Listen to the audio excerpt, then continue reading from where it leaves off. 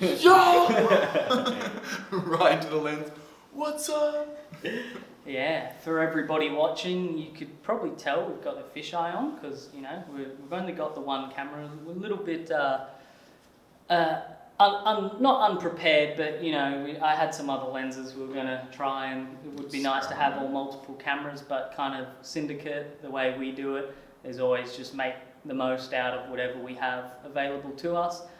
And this is what we've got available to us, and we're stoked to have Wilbur available to us. We'll just get right into it. Keedan? How you been? What's been happening lately? Well, just writing a lot, to tell you the truth.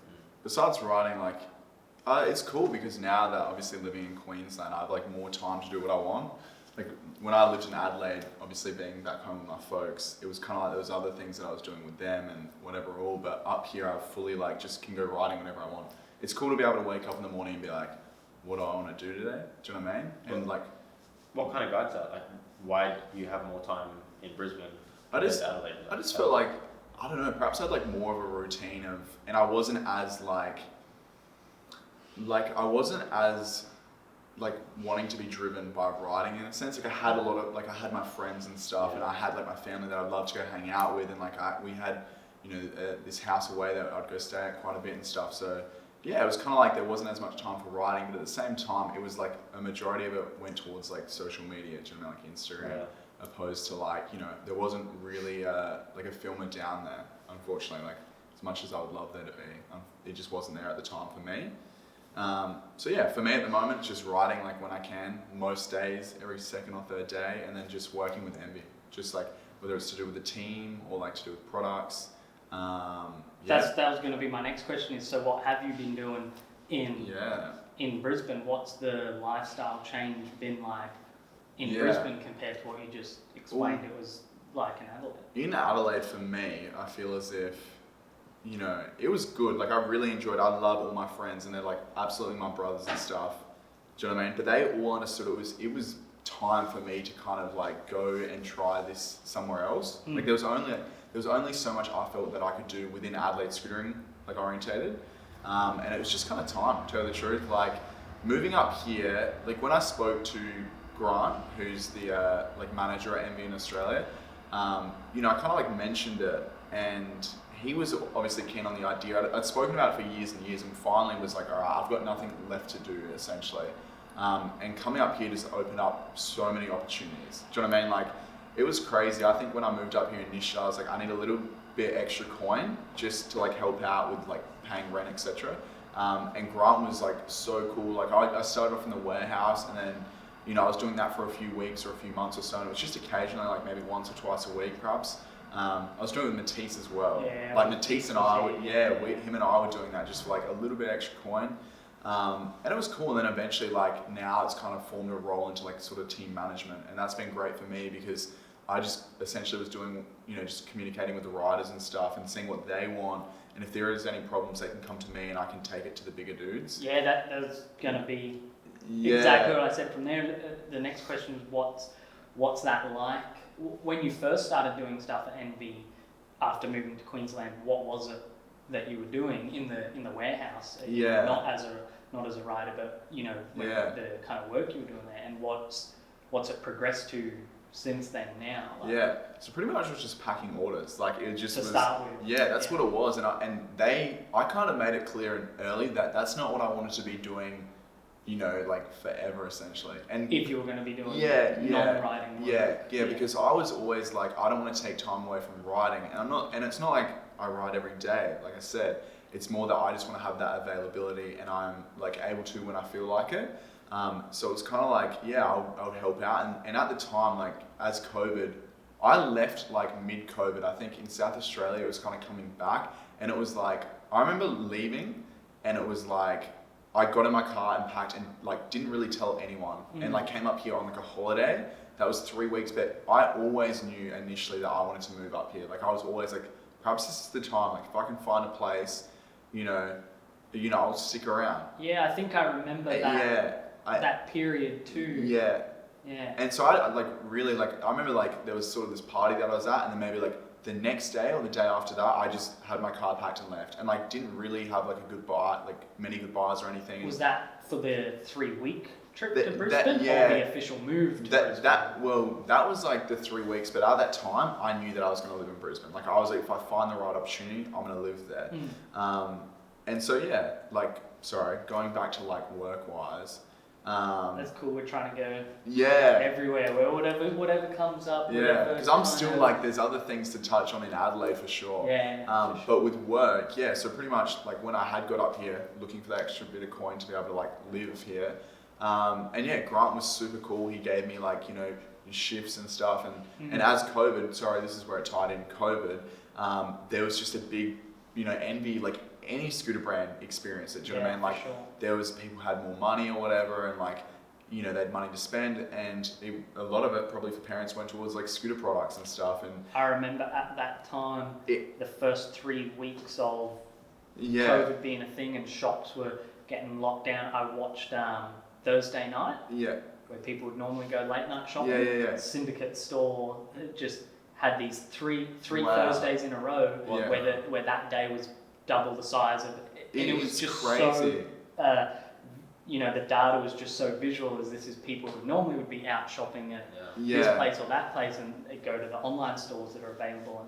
And yeah, in general, we had a big... Oh man, it was crazy. Like, and I remember being back in South Australia before I'd moved, where like when COVID initially hit, I remember scooter brands, like not naming any, were like cutting like riders' paychecks and stuff. And I remember getting real scared. Yeah, and I remember myself being like calling up, being like, "Are you gonna cut me off right now?" Like, and they're like, "No way." Like, Grant was like, "That's the last thing we're gonna do. Like, we're gonna keep paying the riders because we understand that like they're just gonna like leave if we're not." And I was like, "Thank God," because it was like big brands. Like there was a few big brands that I got told by, and I was just like, I heard about a little bit of it too. Some people who I think still aren't. Like, because scootering, and it happened with the BMX industry and the biking industry in general. Like they blew up as well because scootering doesn't require you to be... rollerblading and skateboarding. It doesn't require you to be near anybody else. Like, exactly, man. And scootering never did. Yeah, COVID. seriously. Like everybody was posting the same amount of instas, filming in the streets. Like, it just depends where you work. Like as a rider, it depends like whether in like the UK and there was like a proper lockdown. But yeah, like here especially, man, like, and with Envy, man, like when this all happened, they were like, they literally put everything aside. You know what I mean? They went like, you know, like saving mode essentially. Like they were like, there's no way we're putting anything out on the table to essentially then, you know, miss out on. And then out of nowhere, like you said, similar to Syndicate, that you just saw like numbers and numbers. And out of nowhere, I was one dude working at the warehouse with perhaps like a full-time employee there. And then out of nowhere, they were asking me, "Oh, get your homie. Like we need more people because like our sales, and especially like the Prodigy scooters." Hit me up. Get Reggie in there. But like it was crazy. Like I remember like packing, Matisse and I, like we would just get like 40-foot containers. Like we'd get 3 a week or something. Like Jesus. Like for anyone who's watching, some people watching may know what a 40-foot container looks like and what goes into unpacking it. But there's 3 people here who definitely know what a 40-foot container and so involves. so I was like, and what you're saying, just you and Matisse? There'd be 3 of us unpacking. Forklifts and pallets, or no? So we would have like the pallets. We would have pallets jam. out in the ground, and then we would have to like pick it up, walk it out, drop it, and then the dude there. How many Envy completes per master carton? 4? It's 4. It used to be 6. At 4 kilograms, the scooter plus the 20 kilogram boxes. 20 kilogram boxes. Yeah. 22, you know. Yeah, it's like, some of them 22. It's like, and apparently before I just got there, they changed it because it's something to do with like handling that. It was too heavy, but apparently once upon a time it was 6 boxes. 6 scooters. 6 scooters in a box. Yeah. Like it was ridiculous, man. I think I remember that. Yeah, and so I got there, and the whole time everyone was like, the employees that had been there previously were like, "You're so lucky, you just missed out on the 6 scooters," and I'm just like, thank God. But it was like we spent a lot of hot days doing that, and I think I remember. What time of the year was it? It was like hot, like it was hot. It was like, you know, summertime. It doesn't matter too much in Queensland. Yeah, like it was. I remember like sweating. You would get to the back of the container and it would literally be dripping. Like it was like in the container. Yeah. And the boxes would be wet because of just the humidity. God. Yeah. Because it'll just be out in the sun and we're like pulling them out and like, yeah. I mean, we've done a lot of containers, but probably not as many containers as Envy. Yeah, but like that sounds mental. But I do remember the day being like to Grant, being like, all right, I'm not doing this forever. Like when you need my help, yeah, sure. But I need some, another source of income essentially, or I need, more money like somehow. Well, that's what I was going to say before, because you were talking about you want to balance, obviously, riding with working. Yeah. Like, working in a warehouse, like, the warehouse never stops. That's Monday to Friday. Friday. Yeah, so seriously. Like, surely you were looking for something else. Like, there are a lot of other positions in the scootering industry that don't require daily attention. Yeah, and 100%. But it was mostly, like, I think the biggest thing with Envy throughout the years is that there's always been riders that have been willing to be work within the brand in a bigger sense than being a rider. But the hardest thing is actually them proposing what they're going to be. Do you know what I mean? Like that was the biggest thing. The riders proposing what they're going to be. Yeah. The riders. So like the company's so busy, man. Like they're dealing with I'm Will. They're they're dealing with like people like Raymond Warner, like big names. Big do you know dogs. what I mean? Like big dogs like that. And that's not just one. Like they've got the whole Europe team. Like they've got their hands full, and that's like just like the components, man. Like that's such just a busy big business. It's busy, and if everyone wasn't busy, and so it's not like they can really have the time to just be like, oh, we can just offer you this. Do you know what I mean? Yeah. Like they're getting their best sort of dollar out of the riders, whatever, and they're not willing to just sit down at a time and be like, oh, we see potential here. It's like you've actually got to propose that. So I reckon I went through, man, like. Literally, it went for a couple of years, but until I moved up here and it really started happening and I was really there, I wrote like maybe 10 proposal emails, like 10 maybe, like just like page or two being like, this is what I can do, or this is an idea, or let's do this, and like it just really it kind of just got received well. It was like it really was, but it was the ideas. Like by that, like have they? I think so. Like, wow, never a rider. Yeah, I think they were like, we really appreciate, like we haven't really seen this before with riders, but I think for them as well, they were definitely like, the ideas just weren't working, especially for me being in South Australia, it just wasn't working, and I don't think Grant really saw the value in it either of me, like how would I be the team manager from South Australia and I don't even have like much of a relationship, and now that I'm up here, it's like, him and I are always talking about riders. Yeah, like so when you're in South Australia, you're another rider that's not near you. Because obviously a team manager is managing people who are not close to them, they're all over them. And as well, like when I was in South Australia, now being up here, dude, the riders that ride for us within Australia, like they come to me almost first. Do you know what I mean? They're like, they kind of almost, I have to get like approval from Grant, but especially for parts, man, they come to me being like, I need parts, this, that. I'm like, cool, I'll sort it out. You know what I mean? Just take it to the warehouse. And like a lot of conversations and stuff we have, and so it's great. At the time, I wasn't really viewed by the other riders as like a team leader sort of situation. But now that was initiating, I think Grant's like, all right, let's put some, make this happen. And it really worked out. But at the time, like my contract was ending for like 2 years. We did like a 2-year contract, and so I was definitely like, what can I kind of get out of this? And that was one of the things. I was like, I really want the team manager role. And so it's cool, man. And it's the thing is, I'm not doing any more than what I was doing before. Like I was still communicating with these guys. Oh no, but it's not like I was already saying you're already doing. I was that already stuff like and now you're being more compensated. Yeah, exactly. Like I was already like trying to be a team leader or whatever. Yeah. And so kind of like it worked out for the best, and I'm like super appreciative, and like I said, waking up in the morning, I kind of get to decide what I do. Like I'd like to think I'm a pretty productive person. But it's great. Do you know what I mean? Have that freedom, and I think a lot of people at this from scootering. And a lot of people are stressed with what they're doing, and it's like, for me at the moment, it's like I'm gonna enjoy this as much as I can, and if it goes south, bro, like South Australia is beautiful. Like when I'm older, that's what kind of where I want to like, you know what I mean? Like I love it there and think it's gorgeous. So it's kind of like that's where I want to be when I'm older anyway. And so I'll enjoy this while I can. You're setting yourself up now. Like that's what you're doing, so it doesn't go south. Like you're putting in the work. So that it doesn't fall off. Like it does for a lot of scooter riders out there who think they can ride until the next gen come up, or the company takes a different approach and then things or until they lose the steam for riding. Exactly. That's like for me, that would be the scariest thing, because I'm like, I don't want to hold on to this position for the money. Do you know what I mean? Like, if there's someone that's doing better than me and they're like better fit for it, 100% they can have it. I don't like it's interesting when you see riders that kind of hold on to the glory for a long time. And I think it's, for me, I just kind of want to be gone. Like, I just want to be out of the mix of it all. But I will be holding on to any remnants of glory there is for as long as I can. But I'm still sharing like it's unfair. Stories like. You still got all those videos and stuff. I think it'll be time to repost the shoebox hop from the varsity con. Like, that's so funny because I know that photo. I haven't posted it in a couple of years now. I'll repost it again. But if I can repost it again now and people are still like, you know, maybe there's a new batch of followers and they'll be like, oh shit, they could think it's from yesterday and be like, what's this new native deck with the, you know, these little things. Oh my god. Like, that's like photos in my mind. Like, I can see that photo. And I would even like, at the time, perhaps, when was that taken? Thank you.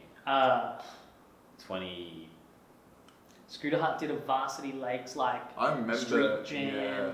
Because you did that there first, but I'm thinking of the one from the street jam. Here, no, there was one that was... Panda. there was one on the blue unfair deck with the yellow I Varsity. seriously remember that, But I reckon at the time, perhaps I didn't exactly know, like, who Regan was, but I knew that photo so well. I was a young part dog, like, I didn't really know anything. Man, that means even more until... Even, like, you come up to Brisbane, I was at Murray Skate Park with you on the same day, and, like, when I met you, like, later on, I didn't That even... wasn't the in-store signing thing, was it? No, that was a long... It was you, This was recently. You, Miles Curry, and the dude from Fast and Kobe. Colby. Did they come to the warehouse? That's... I can't remember. I just remember them being at Murray. We had the store thing. That is so funny. We had, like, tens of... I seriously remember that we were there and there was like 3 or 4 people there, and Regan, I remember Regan looking at me or something saying, what'd you say? Like, I really thought there was going to be more people rock up, and I was just like, it was like at the time for the team, it was like a lot of the older dudes like Brendan, Max, a lot of the which really grew the brand. You know what I mean? Everyone knew like them as the brand. They'd parted ways with it, and it was us newer guys that really didn't have a name. Not in Queensland, not in Brisbane. Like all 3 of you, I had never heard of you before. Yeah, exactly. But now, just as you were coming upstairs, there was apparently kids out the front yelling, "Do a backflip!" Fans lined up out the front. How long are we up to? In 10 minutes, it'll cut the clip and start the next one. It films in half an hour segments, but that's pretty good. But I think. Yeah, I'm stoked with how this is going. That's such a such a good flow into you just jump straight into like what you've been doing up here with Envy and stuff. And I want to never not jump straight into I feel like when I come see you in the store, I'm just like blah, blah, blah, blah, blah, blah, blah. Look at this information, and you're just like trying to do orders like man. Well, me and you could probably just sit back and just leave the camera. But that's what's working for you. Like that's why, like, you know, you're talking to Envy all the time. You're conceptualizing different ideas for the brand and 100%. For yourself, and I can tell that you're super excited because a lot of it's coming to fruition. For sure. You know, you're watching this stuff just grow in front of you, and you're doing it. It's crazy. It's crazy, and it's like. It's actually funny you say that with the talking, because my housemate, I feel so bad for him because I'll just sit there and for like an hour, like he may watch this and he literally will just sit there on the couch like this for an hour and I'll just be rambling on. Do you think he'll watch this? I think so. He'll probably watch into it. I was going to say, if you talk to him 4 hours a night already, I doubt when you're not there he's going to be like, maybe he'll miss you and be like, Will's not here talking to me. But put his podcast man. Like last night I apologized for speaking so much. Like I was like, I'm sorry that you have to listen to this. And it's just me like getting giddy about like the dude that was in yesterday with you? No, that's another, like it's a friend of ours. Because he like knew certain things. I could tell he was a scooter rider, but he was like, it's 6. And I was like, I wonder if like Will's just giving him the full lowdown about it's scootering. Because like did he used to scooter? No. Okay, because you know these days you don't know who used to scooter. You know, you just Scooting's been around for long enough. He looked at Jake's and was like, that's bigger than a 6 or whatever and stuff like. Yeah, he was like 6. Is that like 6'5"? Is that what your size is? Yeah. He said that. And I was like, oh, and he never rode scooters or anything. Do you know what I mean? Like that's awesome. That's like so sick. But that's like skateboarding, you know. I don't skateboard, but I know there's 825. Well, you have a bit of insight. A bit of insight, but I feel like other people do kind of as well. It's like especially when a lot of these conversations, like let's say I'm talking to the owner of MV and he's over in the US, one of them. Let's say like I'm getting this message and it could be like later at night or whatever, and I'm so excited when I get it for whatever reason, whether it's to do with product or to do with myself, and it's like I have to express it essentially, and that goes straight to my housemate. I'm just like just, you know what I mean? Like getting so hyped and stuff, and he's like, he's really cool about it, do you know what I mean? But at the same time, I'm like, nah, he's cool about it. He's cool about it. I feel like, is it like your own insecurities that like, you're like, oh, is he like super annoyed? Yeah. But we're, like him and I are such good mates, and it's like, so when I actually moved up here, this is like a bit of a cool story, is when I moved up here, I was like, I was staying at the native house, and I kind of said to Zayden, like, when I actually came up, I thought, when I'd been up previously, it was kind of like Reese and there was a few others in the house, and when I came up, it was like just Zayden, I was like, oh, like I didn't know. And then I kind of like had spoken to you and was like, can I stick around for 2 or 3 weeks? And I spoke to Zayden and he was cool with it. But I was like, we had a small conversation about me moving into the house, but I was like, I'm someone that really needs to like, I love my scooter time and my scooter homies, but I also need just time completely away. Do you know what I mean? Like I need to just be like on my own, and that's one thing for me. Do you know what I mean? Relate, like I think I'll always kind of want to live by that. Like it'll be challenging for me to live with like another scooter rider, for sure. So at the moment, like I'd always known that as well. Do you know what I mean? Like I need my time, because although I like to ride every couple of days, it's definitely not like I'm someone that's like every day. You know what I mean? Like I need my time to like go for a drive. I need to like go swimming. I need to enjoy myself. Go swimming? Yeah, I love swimming. Like that's like. Have you heard of this before? No. Not like just like at the beach. Okay, I thought maybe like competitive. Like freestyle, butterfly. And so like I'd always known that I wanted my own space, and pretty much I'd like went out one night with a friend of mine who you met. His name's Liam. And he lived at like a uni lodge, and like so at a uni lodge there was kind of like a small apartments, and a few of them lived together like in a bigger apartment. And this dude, his best friend, his other best friend. So Liam and I grew up in South Australia together, and then he moved up here a few years later, like a couple of years ago. And then I was going out with Liam, and he's like, oh, we're going to actually go out with like his best friend Harper. And I was like, okay, cool. How do you know him? And he's like, oh, he used to live at the uni lodge with me. And I was like, okay. And so we went out, blah, blah, blah. Like, the following morning, we went back to the native house, Liam and I, and we slept there. And then Harper's like messaging Liam in the morning, being like, you guys should come over. Like, just because we were hungover, like you should hang out or get pizza or whatever. And I was like, Liam leaves. Pizza? Yeah, we got pizza that day. And we were watching. It Sorry. was like, I don't know. But like. Flabbergasted. Yeah. We and I was like, Liam lives, we're in Taringa, and Liam lives in like South Bank. So it's like maybe like 15 or 20. I'm like, this dude Harper could honestly live like another 20 away. Like, this dude could be like, I'm not Ubering like 40 minutes or something. And then he sends the address, and then like Liam I think I go to write it in, and it's literally like 1 minute drive or something. And I'm just like, what? Like, I'm like, is it just showing is it directing us to this address? Yeah, and then I go like walking distance, and it's like a 3-minute walk, and I'm just like, no way. And it's like I went and hung out there with Liam and I and Harper, and it was just like a good day or whatever. And I think literally like I'd been there for a couple of weeks by now, and I think I'd seen there was a spare room there, and it's a nice apartment, like his family. Kind of creeping. I see it there. That room's full. Yeah. And his folks own it, like they live internationally, and I reckon I went home and maybe like back to the Taringa house, the native house, and maybe like 2 days later I called him up and was like, hey man, like, I think we'd hung out twice. Native house is way too fucking intense. No, I was just like, hey man, like... These dudes know all the scooter information I'm trying to like... I need someone new that doesn't know all this. And I was just like, hey man, like it was very forward. I remember he even says that, like, I met him 2 times, I reckon, being like, do you reckon I could move in? And he's just like, oh... He was like super not like, yeah. He was definitely take me like, out to dinner first. He was just like, I'll speak to my parents, and then he like texts me like 2 minutes later and was like, yeah, you can move in. And I think the next morning, his parents would be like, so the rent's going to be a little bit cheaper. Yeah. Well, seriously, like, I reckon I rocked up. He's like, you can come whenever, and I think you can come the next day or something. And then I reckon in the next morning I was there like 8 or 9 in the morning with all my bags and stuff, just like I'm ready to move in.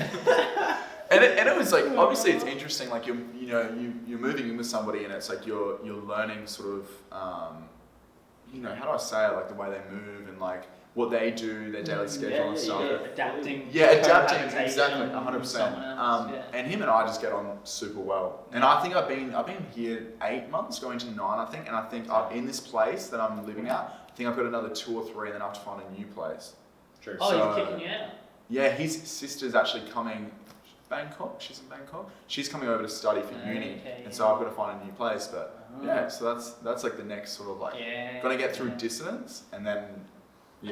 And then focus on getting a new place. But the Dissidence thing that you just mentioned, I don't think that's public information yet. They haven't promoted that. Oh yeah, it's about Is it out there? Yeah, it is.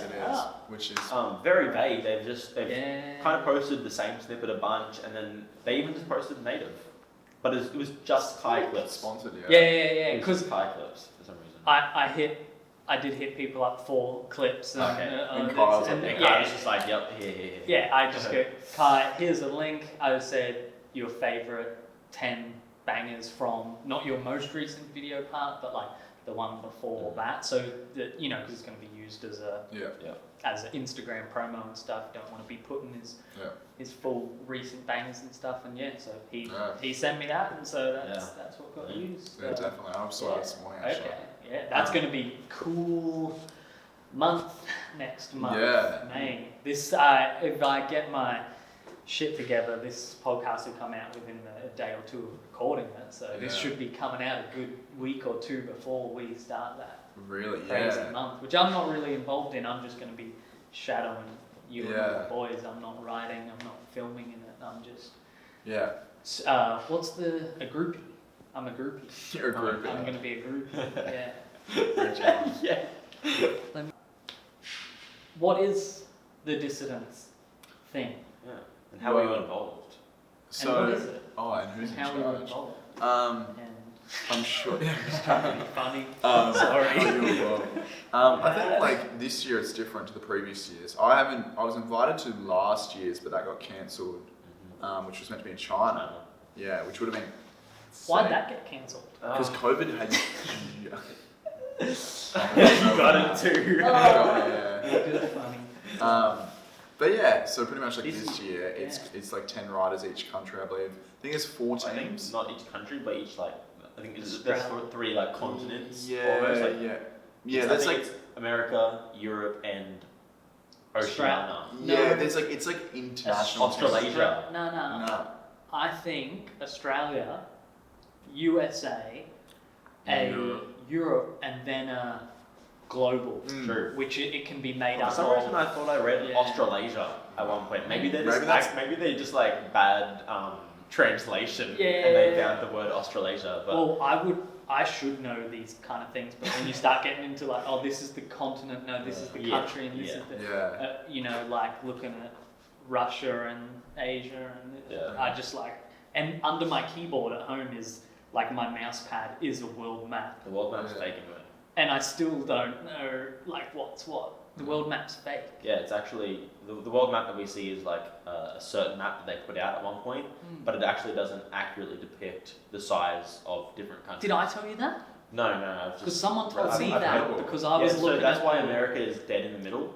Yeah. Because it was made in America. And it's also like way bigger than it actually is. And it was never based off of actual land mass. It was based off of something else, and also just the Western, just the Western, the way that they do things. They like to keep themselves the center of attention. So that's interesting.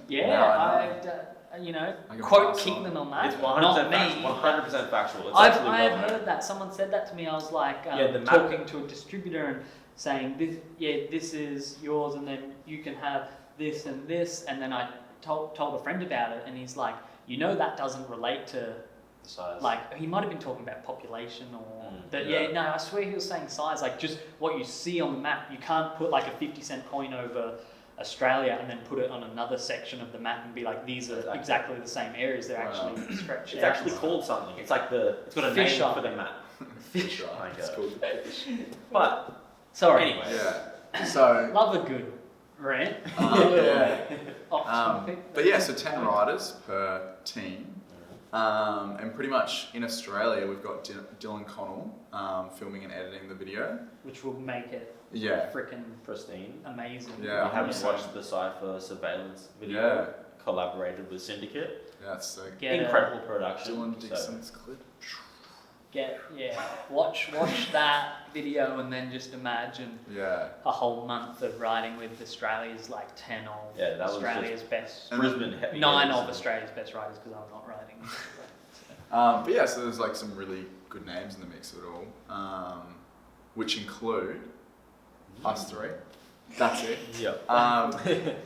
Who is it? So You make up 4, I make up 3, you make up the other 3. Yeah. We've got Juzzy. Oof. Yeah, no, that's like the big names right now. We got Kai. Ooh. Goddamn. This is gonna be hard for me to list, man. I feel horrible. Max Peters. Yeah. Myself. I'm S4. really keen to see Max. Like, that will be Luke so Berlin. sick. Which is a Luke new Berlin back crazy. Yeah. Crazy. I went on man. his Instagram and was like, Trick selection on point. it was a while ago for me. His Luke Instagram, Berlin is just so I like don't know what it steez is and now, trick selection. I a couple of months ago, when he was hanging out with Willie, I saw something from Willie, then saw him tagged in it, and I was like, that name, what? He Clicked was like, his account, and I was like, there's one video of him that I remember growing up, and it's called Badmon, and it was filmed by Sean Williams, and it is like incredible. Like, you guys would enjoy it today. It's like it's like just him in the sunset, sort of our monster, just like riding the outside ramps, and it is like the stuff he does, like his trick selection, like flip hand plants. Do you know what I mean? He's doing he's riding a vert ramp. He's the only he's one of the only real vert riders. Do you know what I mean? Especially within Australia. You know what I mean? That trick that's like a real street trick now. Where I see a lot of I see a lot of street riders doing it on like small things. But like Berlin like really like flips. Big, Yeah, like I think him and Morrison I've seen. There's been other coats. Aussie coats. Yeah. He that one with him. Andrew Morgan who owns Midnight. Yeah, he's got them good like too. The reason I bring up Aussie coats though is because he actually did a it was a game of Scoop, him versus I Jake saw Sorensen, that, yeah. and he does it like, in a game of Scoop, and he's like, did Jake Sorensen be like, nah, hand down doesn't count? Yeah.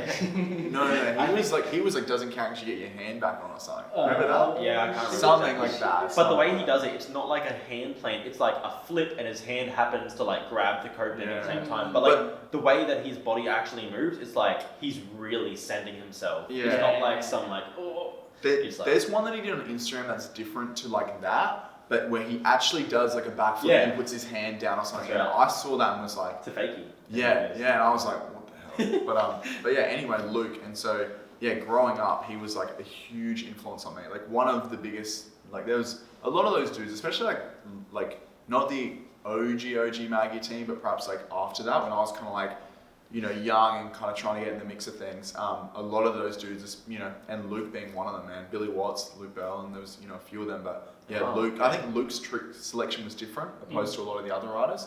And although I was doing like pretty basic stuff, I was always like intrigued by that because there was like park riding. There's kind of like a certain style that a lot of people you follow like with trick selection where it's like a whip and a bar and. Do you know what I mean? It's fitting as much tricks as possible. For me, it seems like that when I watch it. Whereas there's park riding where it's steez, flow, air, like actually going big and being slow with it. So many years ago, man, as well. Yeah, exactly. Like you got people like Berlin and exactly like ahead of their time essentially. Like they're just focused on what they're capable of doing and making it as like they were ahead of their time in the sense that could you imagine if they were like now active now? I pray that more park riders take that. If any park riders are watching this, like please, I would want to see more of it. Like, not to discount what you're already doing if you like what you're doing. 100%, and like that's the thing. Like I back so much. It's crazy. In other industries, you see a lot of companies that have those real mixed team riders, where they'll have some of their team will be like skaters, like the hecticest street riders, and then they'll have this other half of their team. Or I guess it's more common in BMX where, you know, gnarly street riders, but then they're crazy hesh trail riders and shit like that. And if scootering, you know, if there could just be some, you know, we've got these gnarly street teams, and then there's like, and then we've got these, you know, 3 dudes on the team that are all like gnarly park riders, but not park riders. Envy. Well, it's like that's like envy. That's like True, what we're going. That's like yeah. what we're going towards. Do you know what I mean? That's why I'm kind of brought into the mix, so I can kind of focus on doing that and having, you know, like we've had to not let go of riders recently, but there's been a couple that have kind of just lost the motivation and they're not really like posting anymore or whatever. And so yeah, it's been, you know, it's cool to be able to look at riders and see who's fitting, and it's crazy, man. Like I've only been doing this for the last couple of months, and now I have riders hitting me up like on a weekly basis, like professionals that are riding for other brands, being like, "Hey, is there a position for me?" And it's like I've really got to think about this, and it's not only that, man, but if I take on this person, it's also my responsibility to eventually, like, if something does happen and they have to be let go or whatever the case is in it, and it's my responsibility to deal with them. Like, one principal rule that I kind of have for riders at the moment, if you can't just sit down and put everything aside and like eat dinner and like respect each other, then how is it going to work in like a van while traveling or whatever? You know what I mean? And it's like, and as well, man, it's finding these kids that are like, that are respectful, you know what I mean? Like, I love when kids are like just... Being good is like very important. Yeah, and having style. Only ever going to be powerful. But it's like, if you're a genuine kid and you mean well, like,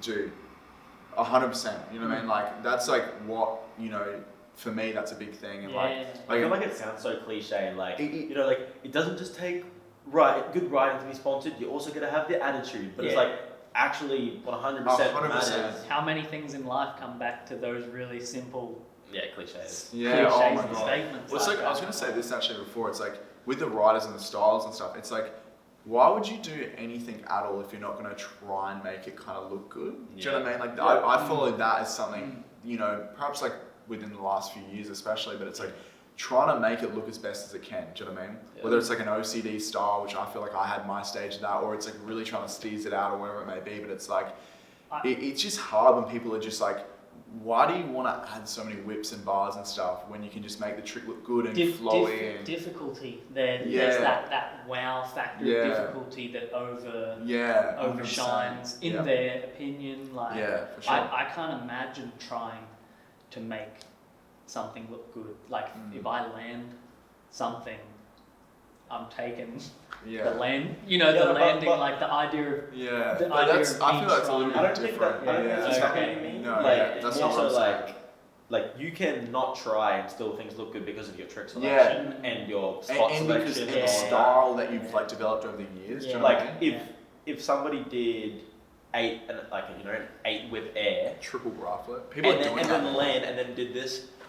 Yeah. Like, it still wouldn't be cool, you know what I mean? It's like that, it's the 8 whip air that he landed to flat, that skirted out a little bit, and, you know, like, that's the... Gotcha, And do one less whip, and you rolled away perfectly clean, and it's amazing. More transition, and that looks better than...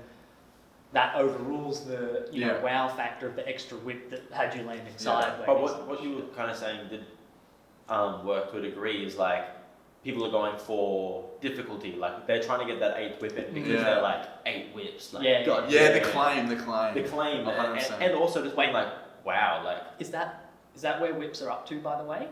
I think it's more. I think it's like 11. People have done 10. I don't know. People have done 10 and 11. I don't. It needs to be rated by quarter size. Yeah. You know, if they're going, I did 11 whips, I did 8 whips, I did 12 whips, it's like no. 8 foot quarter has its like, you know, record for how many whips. 9 foot quarter. Well, it's even crazy that people like riders these days are doing like world's youngest. They like do the claim on the. Have you seen that? My God. I've been seeing that, like world's youngest to do this, and it's like age. I could like, do world's oldest. Yeah. Like it's like, you know, you can understand, but it's like it comes down to like not necessarily not believe in age, but it more comes down to experience. Do you know what I mean? Like you thought how old did you think I was? I actually am forgetting how old you are right now. I do know it's younger than I think, but like 25, maybe 26, but you're like 22? 21, just turned 21. So like, wow, just turned 21. Yeah, just turned 21. Not even like, on the back end of 21. A couple weeks That ago. is wild. But yeah, so like as long as Regan and I have known each other, he always thought I was older. Do you know what I mean? So it's crazy. But I think what it comes down to is just. Is that new to you? 21? I'm 23. I'm about to turn 23. Yeah. No, oh no, I thought you were saying you thought he was older. Yeah, I thought you were like my age. Same age. Yeah. But like it's super deceiving. Obviously, right now, like matured so much in the past 2 years. The facial hair definitely does a lot. Like, this is something I was going to bring up as well. Like in the past few years, like it seems like you just like had this massive shift of like maturity, but like not necessarily in your personality because I don't really know you, but in style, mainly style, like in terms of your clothing sense, in terms of your writing and your trick selection. Like I just feel like you just went from one thing like whip bar whips, drops, wearing short shorts and knee pads and a helmet, to black dickies and Dylan Reader loafers and white beaters doing massive back lips. Like it's such a massive transition. Well, just quickly, just on the age thing before, just hold on. Just with that is like, not like I don't not believe in age, but it's like I say, it's experience, and for kids to like claim, do you know what I mean? Like world's youngest, and it's like, well, what happens if you've been writing longer, or like as a person you're more developed or whatever? It's like that's But anyway, going to that. Sorry, jumping back. I don't know, man. I think for me, like I'm gonna refer a lot to South Australia. Like growing up there, like I've been on NB for 7 years, and people wouldn't even know me for like maybe they might have known me for the last like 2 or 3 years. Do you know what I mean? Like no, but surely the part. Yeah, for sure. But the thing was that at the time, even then, like I was always kind of just this kid that my dad would drive me to Melbourne occasionally, and I would randomly rock up competitions, and the pros would be like, oh, we'll see it. Do you know what I mean? Yeah. And you would just destroy them. Not at all, man. Like not at all. No, I was I've never. done research, Will. I'm the 16th champion. Yeah. I was champion, dude. Keedan done a bit of research before the podcast. We'll go into that soon. But yeah, so like I used to compete and stuff, and I was never like a top tier competitor at all. Like nowhere near, man. Like I think we'll go more into like the ASA competition soon. But going I want to hear about Lil Will. Will. But the whole style thing, man, for me is like I was so depleted of park riding. Like I was so emotionally depleted that I remember like having a proper transition moment. Like it was a moment, dude, where I was like, I'm not doing this anymore because I'm so unhappy. All I was doing was filming Instagram clips, so essentially I could like meet my requirements for NB. And I was like going out to the skate park and had these tricks in mind that should have been going towards an edit, man. And I literally remember sitting on the bottom of West Beach Half Pipe, which is like a 11 foot half pipe, and like crying. And not because I was getting beaten by a trick, but because I was so over it, man. Like I was like, I don't want to do this anymore. Like I'm not passionate about this. And by that point, man, I was only watching skating videos. Like I was only watching skating videos for a year or two because I felt like scootering never really had. There was a few filmers and videos coming out that was of good production. Do you know what I mean? There was a lot. Yeah, there was. There's always been a lot, but I totally. Yeah, but I feel like there's also a lot of videos getting put out that could have been like better. You know what I mean? Yeah. And so for me at the time, like I literally remember laying there, like sitting there, man, and I remember the dude I was with at the time, and I was just like crying, like sobbing, because I was just like, I don't want to do this anymore. I'm not passionate about this. And it really only made sense. Like I think 3 years I'd be street riding, whatever, like 3 years or whatever. And for me, it was like just putting the two together. I always knew something skaters. Different. Yeah, it's like outside of scootering, like skating is like a passion of mine. That I don't really skate much myself, but I love keeping up to date with skaters and brands and stuff. Yeah. And so it only made sense. Like I was kind of like imitating these skaters, but on my scooter. Do you know what I mean? Hitting rails and like, I loved the music and stuff and whatnot. And so yeah, it was to do with that, man. And I think as well, like, like I feel like I don't have the largest trick selection. Like you guys certainly know that, but I'm always like saying like, oh, what could I learn? Like what can, there's something that I need to learn to get confident on. But largest trick selection in the street. Street tricks. Yeah. Because you've got a huge. Yeah. I think I'm like opposed to a lot of people though. Like you see, like if I ride a flat bar with like Levi Knight, like he's gonna fucking lace up. Sorry. He's gonna lace up with a lot of tricks. And that's like not what I've got. But I'm always like, I need to learn the basics and be able to do this sort of stuff. And you do, because like you can go backflip a 30 stair handrail, just like make it look effortless. Like thank you. Because you've got like you're like curating your trick selection from the ground up. It's not just like learn everything like this here. It's like, all right, let's start with the basics. Like let's get my back lips, down handrails, super good. Then there's like down. Like I remember riding with you at Cooper and you being like, I can't even really do hurricanes. Dude, that's so funny you say that because hurricane is like been the trick that I've been doing everywhere lately. Like I know, I saw you. Oh, you've got them now. Yeah, like I've been doing like sugar canes and stuff. I've been obsessing, dude. Everywhere I go, I just do them, and people can do them easily, but I just want to make it look really nice, so then I can go to like somewhere like. Yeah, you know what I mean. Like I want to go to like botanical and like be able to do that, and things like that. Like I saw you do a hurricane in SA when you were down there recently. I just saw like a random story clip or something. Oh, I think that was actually in Bangalore. Suffolk Park. Suffolk Park. Yeah, it was. true. Yeah. Well, yeah. Where you did the No, not that skate park. It was another one. But I know the clip. I did like a two. Oh, he's got hurricanes. Yeah. It was just because I realized my weaknesses, and I'm like, okay, this is something. Because dude, there's groms that are doing these things that are like lacing it up. Do you know what I mean? Like they're showing me what's up. Like a huge amount of them in Brisbane and stuff. So like I've got to be on my A game and be able to do the basic of it. But I think as well, like for me in like the rails, I feel like the confidence was there because I was confident in my trick, whether it was a bar spin into a lip or whatever it was. I knew that I could do that. Do you know what I mean? And that's how it kind of like happened. Do you know what I mean? Yeah. And I think from park riding, like bro, when you're park riding and you're like serious in it and you've got the pads on and stuff, like it is like lots of impact and stuff, and you're dropping like massive heights or whatever. And flip so drops were like your thing. Yeah. As well. Like, I suppose I did like a couple flip drop tricks. That's when I found when I found Will Scott like on Instagram. It was like flip, whip, bar whip, in and shit. You were like that. Kid, you mean now when you went back through it, or was no, this like when I initially found you like on Instagram. And that would have been after when I came up here and initially that met you. was after. Because I had like a moment where it was kind of like, So you weren't little park kid, Keedan at that time. No. Okay. But I was a little park kid. But yeah, so it's just like, and I feel like I'm getting more and more confident with the tricks and having a wider selection and stuff, and like, but yeah, and it, like, I don't know, but it's mostly like it's a lot to do with like the riders, like, some of my favorite riders is like Kevin Austin, Reece Jones, who else? Regan Thompson. It's a but Juzzy, do you know what I mean? Like they're like my top 3 riders, and like just being around there. Some of my top 3 riders. Yeah, probably. Yeah, it's like to be around these dudes and like consider them friends. Like I would hope they consider me friends too. It like blows me away, man. Like just before. Sorry to cut you off, but I just wanted to. When you're talking about when you were in the half pipe. Yeah. So over there. Oh, I know something too.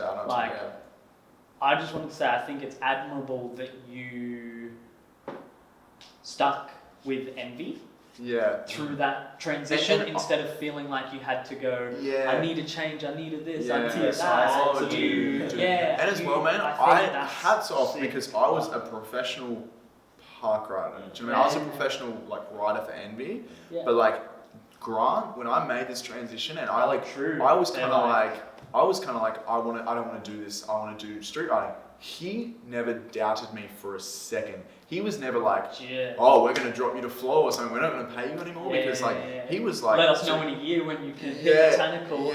He was like,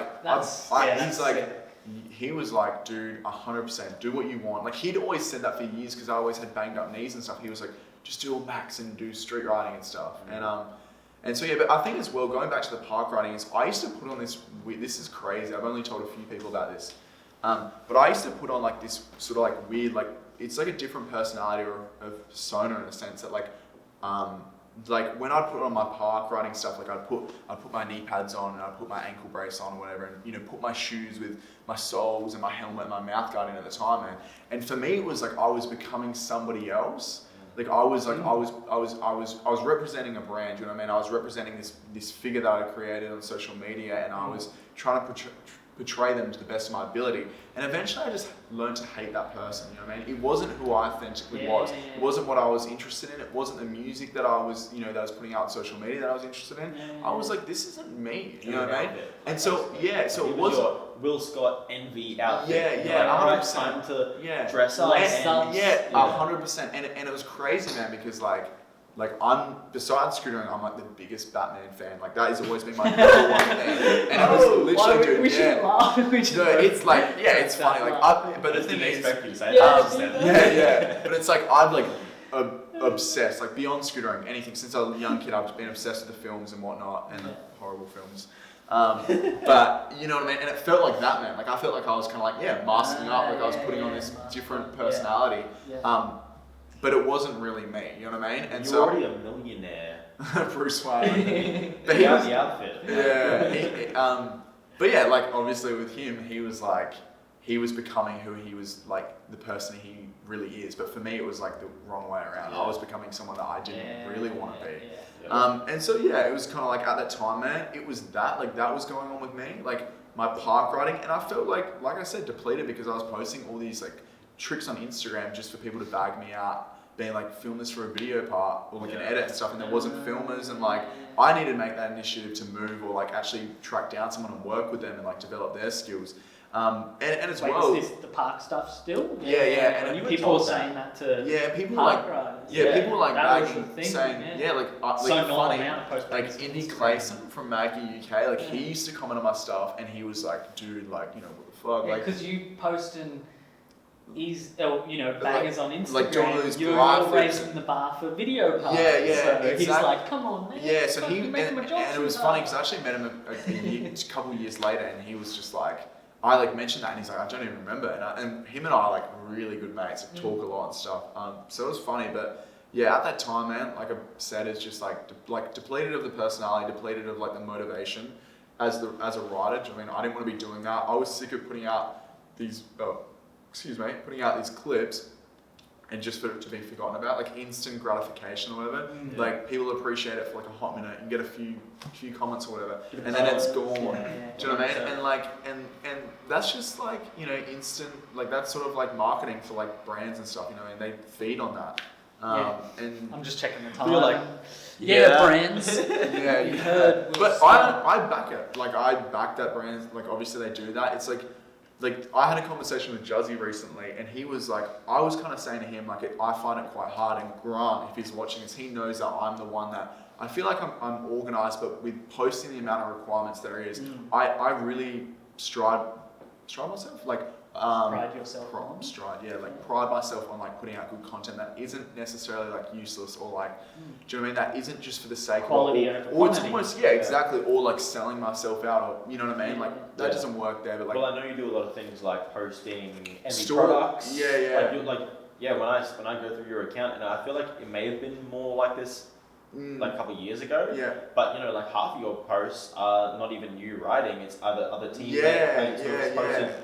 Like a lot of my story footage is just my homies that I'm filming them anyway. And but even your actual posts. Yeah, I put out friends and stuff. It's just like, well, it's like and that's why, man. Because the latest Prodigy color to come out, you know, you'll plug that as an actual post. Whereas a lot of writers keep their, you know, they're just like writing.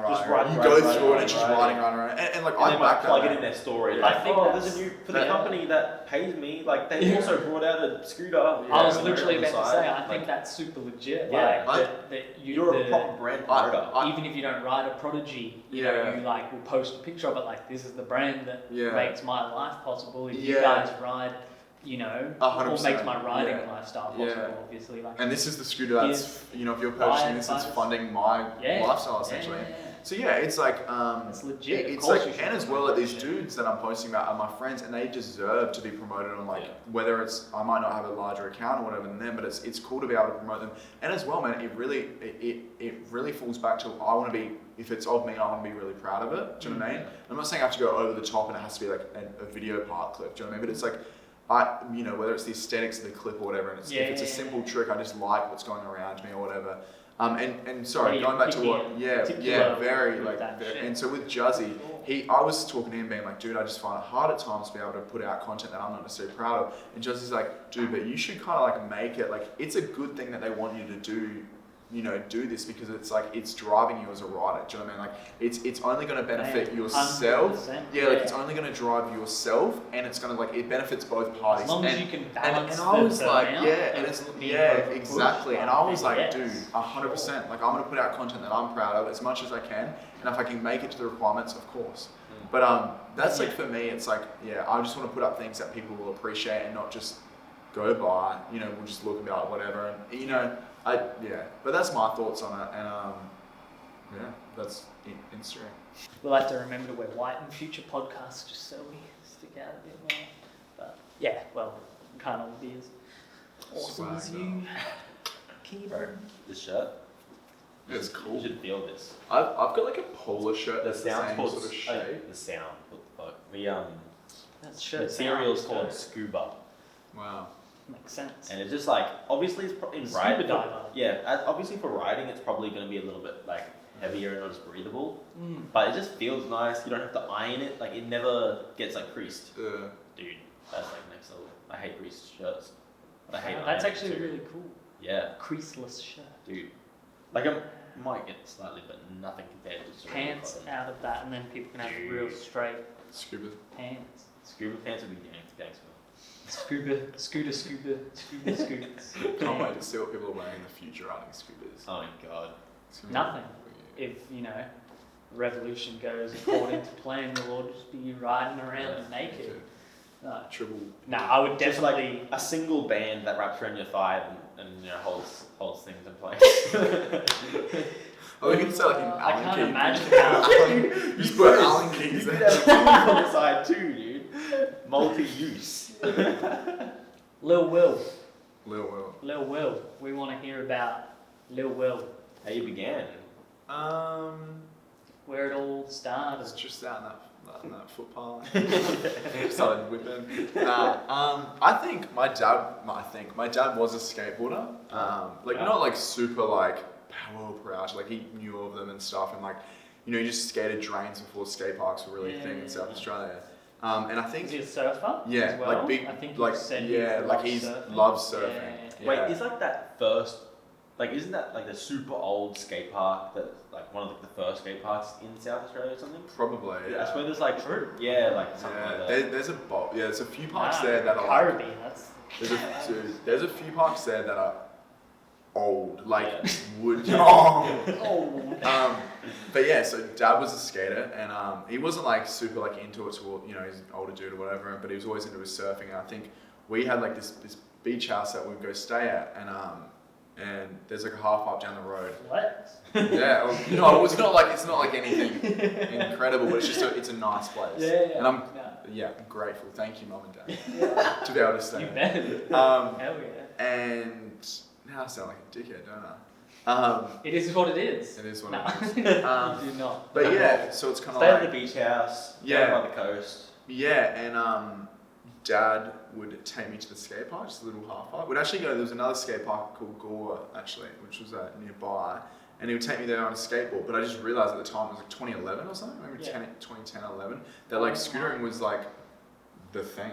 Yeah. There wasn't people rocking out the skate park and really skating. And it wasn't as interesting as what people. Time. Yeah, I was just going to say 2011. That's when I got into scootering, and it only became part of my life because of. Yeah. It was. Well, just it's you go to the park. I didn't have that experience. For me, I started in 2011 as well. But when I was going down to Coops, I was the only scooter rider. So for me, I felt there's little pockets where Coops skateboarding was always. Yeah. But if you had gone to. Yeah. I mean, I don't even know, but at that time, it started to pop off.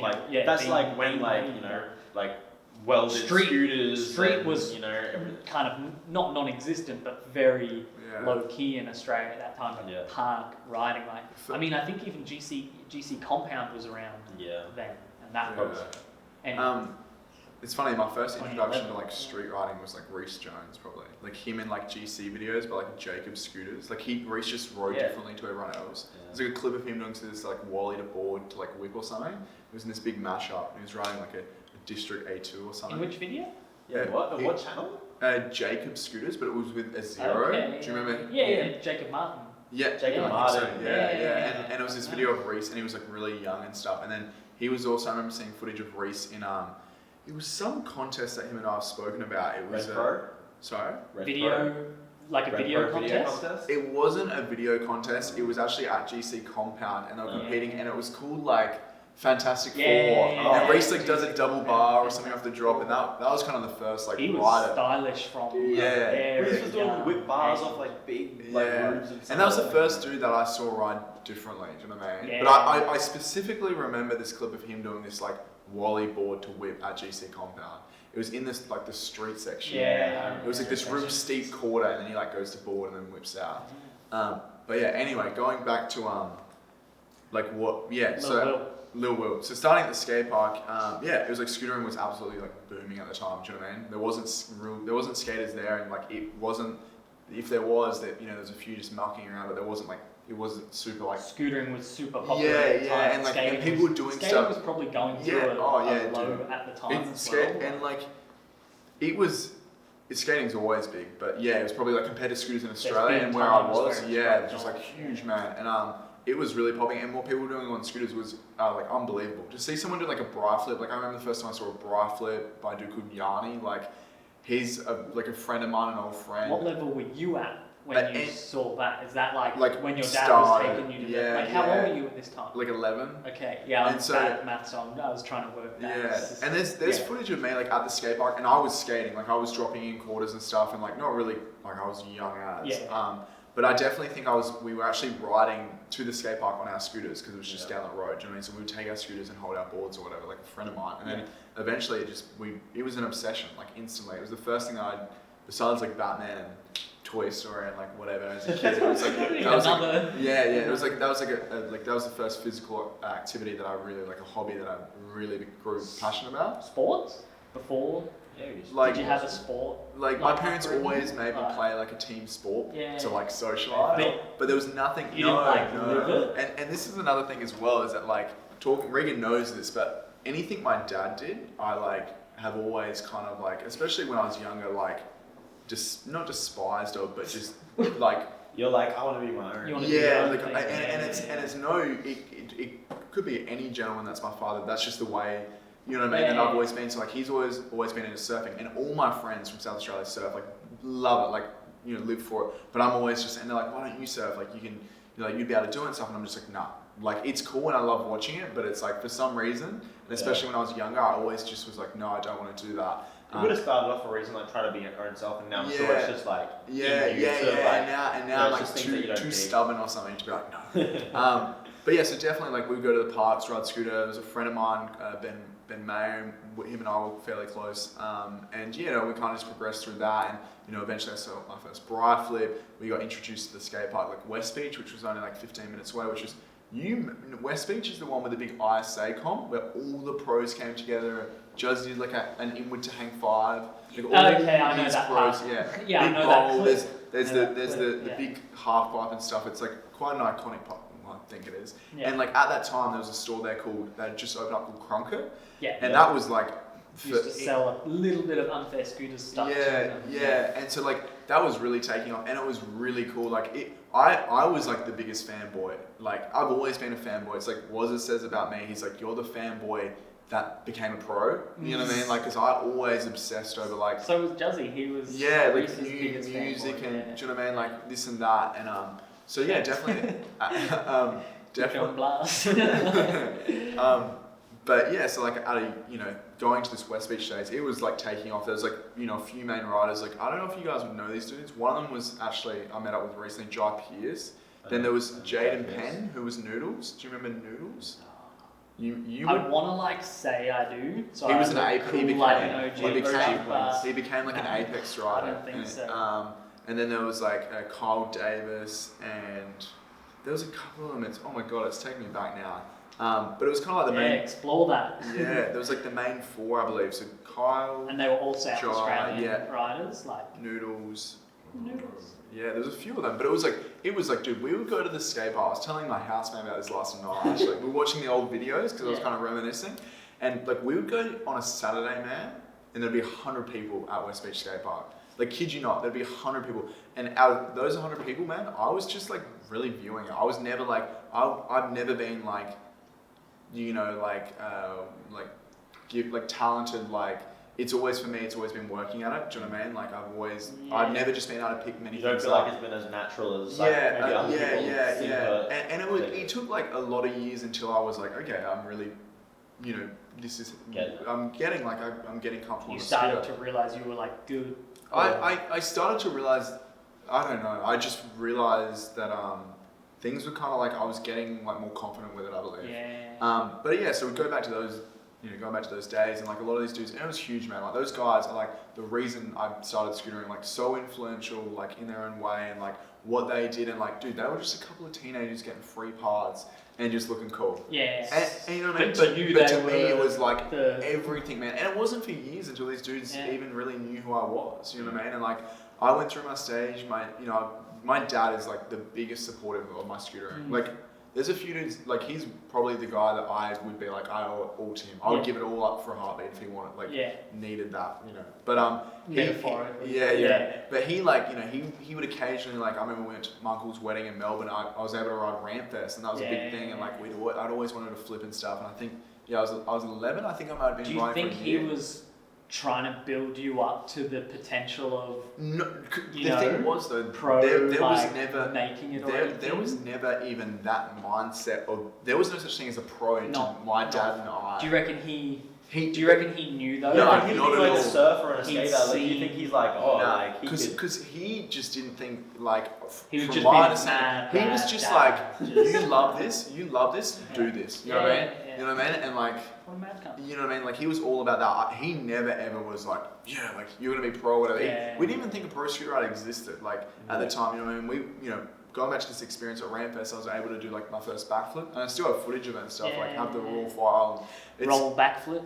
No, I'm just kidding. But yeah, so it's cool. Like, I have a bunch of, like, I've kept on to a lot of that stuff. I've documented a lot of my stuff on a hard drive. Yeah. That's so sick. And I'm glad I did. Do you know what I mean? And throughout the years, kind of like, 2011, starting and flip.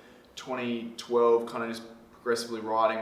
My dad works in like the snow, like Falls Creek on the mountains. So 2011 is the year you like started riding and got a flip.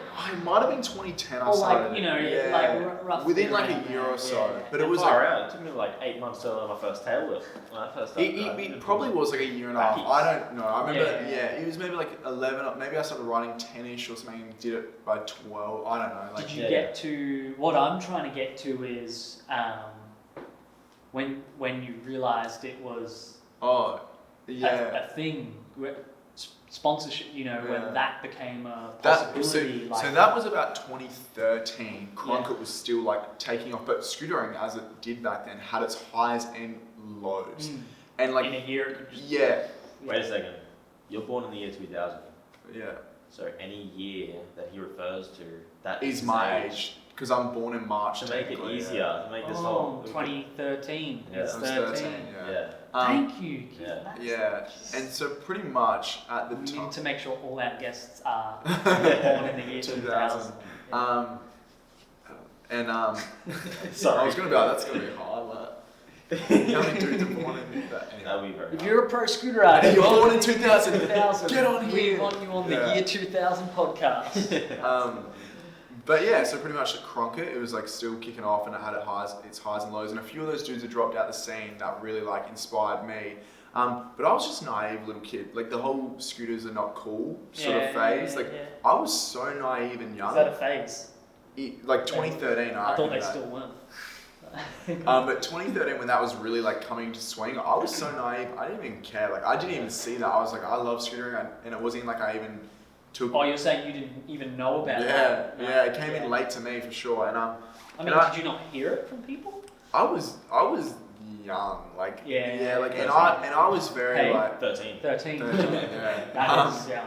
But and so then I think it was like 2013 or so, and like a few of the riders had dropped off out of Cronkite, and there was a brand, like a small shop that had offered me something coming up at the time. It was called Scooter Revolution, I believe. They grabbed a bunch of riders and stuff, and they'd offered me it. And my dad actually went to Cronkite because he was close with Craig, the owner, and was like, hey, like, Will's been offered this sponsorship with this brand, what do you think about it? And then Craig was like, funny enough, like I've actually been looking at wheel riding, and like they had a bunch of comps, like every month, man, they had comps, and I'd always compete in them and stuff. And he's like, funny enough, like I was the next dude to replace so and so. So we'd love to have him on board. And I think this was at the time where scootering was kind of like, in that stage. So you got an offer from someone else, and then you went back to this place, leveraged. That's like my dad did that. That's sick. But it was crazy, man. Like I remember like being blown away by that. And I think like it was within like, so like I rode for them, and they had this like legacy at Cronkite that they had these amazing riders. And unfortunately, like I never really like lived up, like I never like released a video that was known as them or whatever, like back then. You feel like you didn't hit the same mark. Yeah, exactly. They were just really in that spark, and like I can go to like bars in Adelaide and stuff, and like if I mention I ride scooters, which is very rare that I mention that, but I completely lie. Like I say I'm an electrician to everyone. I lie just because I don't want to go into it. I don't want people to like view me differently because of social media or whatever. And, sure. And so I could like, if it does come up, I don't know about that, dude. Like you could be flexing it in the bar. But I don't know. But I understand if it's from a place of like, I don't want to explain myself. I mentioned I ride scooters and the whole scooter conversation happens. But you're saying you actually feel it out of a place of like, almost feel awkward about it, like. No, it's just like, potentially maybe it's like a sort of maybe being not uncomfortable, but it's like I don't want it to bring on an arrogance. When I was younger, dude, it actually started because when scootering was picking up for me, when I did have these conversations, people were like, hey man, how's your scootering going? I would explain it, and then that dude's a dick, like he's arrogant. And that's why I stopped. Like I was just like, okay, I don't know how to explain it to anyone anymore. Like I know what I'm doing. You don't know how to explain it without sounding like you're bragging. And so now I literally, it's going good. Amazing. So I literally like go out, and like even the other night, I think it was like 2 nights we went out ago, and people I had a conversation with people that I'd just met, and what are you doing? I'm an electrician. until they crack me and they're like, so what did you go through, this and that, and their partner or if they. So one of them gets like electrocuted or something, and they're like, dude, help! Come back to my house right now. I've got this busted socket. Like until they start asking questions, and I'm just like, all right, you got me, and then they're just like, what do you do? But yeah. I'm not the pro scooter. Anyway, going back to like professional athlete. But yeah, so Cronkite, and so I'd got on board them, and I'd done that for like a year. Like I don't even know. I think it was I'd done that, and scootering definitely slowed down. What I was saying though is at bars and stuff is that if I mention I ride scooters, these people like these Cronkite riders, people would know them. Like even now, I'd go and these dudes haven't ridden scooters in like years. Like today I put up photos of like the Eagle wheels that I got, like the OG Cody and like the Sperm wheels. And I have friends like that are 20, 21 that were responding that I may have not spoken into like 4 or 5 years. Or like maybe I have, but they're like, oh my god, I remember those wheels. And they haven't rode scooters in 8 or 9 years or something. They're just like. That's what I was getting at earlier, is when I can't remember what it was in context with, but people you don't know. You could see some 25-year-old dude, some 30-year-old dude out and about, and scootering's now been around for long enough that you could like mention scootering, and they'll be like, Luke Pickett, Jacob Martin, for sure. And these dudes are like, to them it's like a past life thing that they were so obsessed with. Exactly. So these guys. And it's like I'll go out to a bar, and if a conversation comes up, they're like, I know Jai Pierce, I know Noodles, I know Carl Davis, or Jared Brown, those dudes, and like it's still like that, and so I just never felt that I never hit the mark like they did, or like I was never known as well or whatever, and that was cool. Like I'm always cool with I think you will be. I think you've hit. 100%. But it was just a different time. For sure. And then I think we'd spoken because at the time like a lot of the other dudes had dropped off riding and stuff with the team, and I was really brought into like the second generation, and as majority of them had fallen out. And when I was in the second generation, it was like I was competing, going to Melbourne, this and that. I think, and then my dad had spoken to Craig and the owner being like, hey, could you put out something saying, speak to some brands or whatever? Like, I'd be interested in Will. And he did. And he's like, Grit and Crisp are interested. Yeah.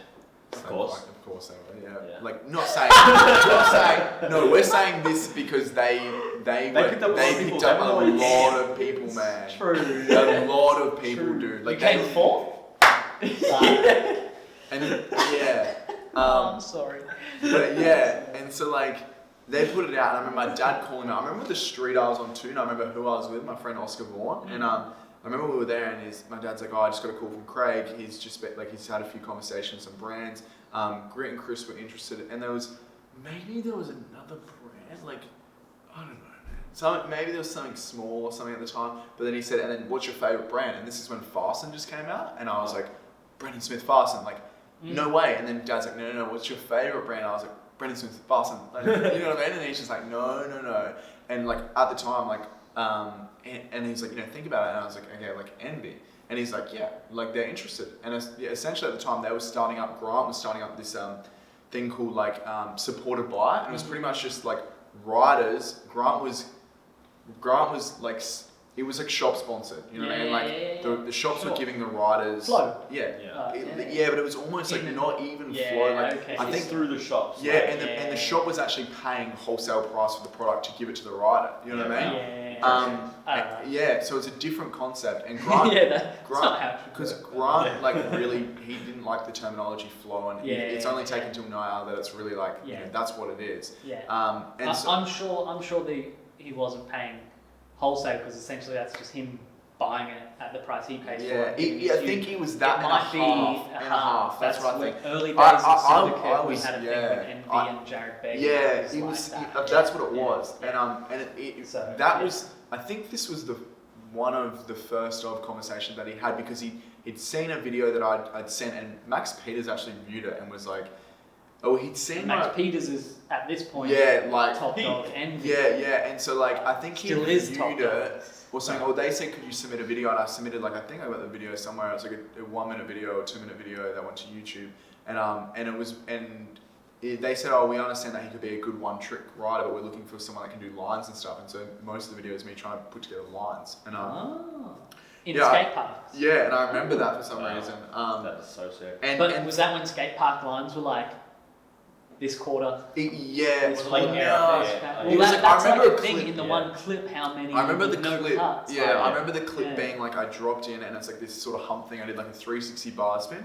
Then I think I did like a feeble and came back and like flared the roller of the hump. But there was a few other things in there, and whereas nowadays a park line would be that, and instead of feebling the quarter, you come with loop the quarter, come back like buttercups and stuff. And I remember so Grant was like, he didn't necessarily know what it was at the time, but he knew that he was interested or whatever. And I think it took a while, like maybe 6 months or so, for it really to become something. But I remember I have the first post of me. It's a photograph that I put up on Facebook. It was my first DP, I reckon. And I was like 13. I think I was 13.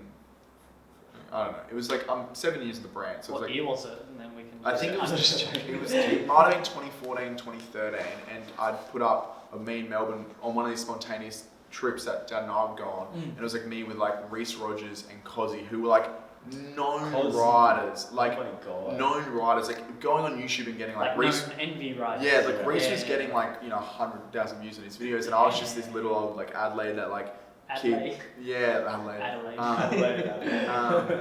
That would they kind of just knew of, and I was around, but I was never like I was never, like I said, never like extremely gifted or whatever, and that's what it was. And so things kind of just went from there, and I was running for Envy, and it was like a few years. I had a video put out in like 2015 or 14 with Envy that got big flip drop from the bridge into the bank.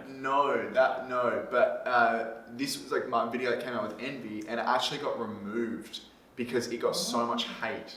Oh my! Yeah, I had a video that came out, man, and it was. Was it the lyrics? It was really. It was like. Was it the writing? Is there like a female musician that's like Gosling? That's like Ellie.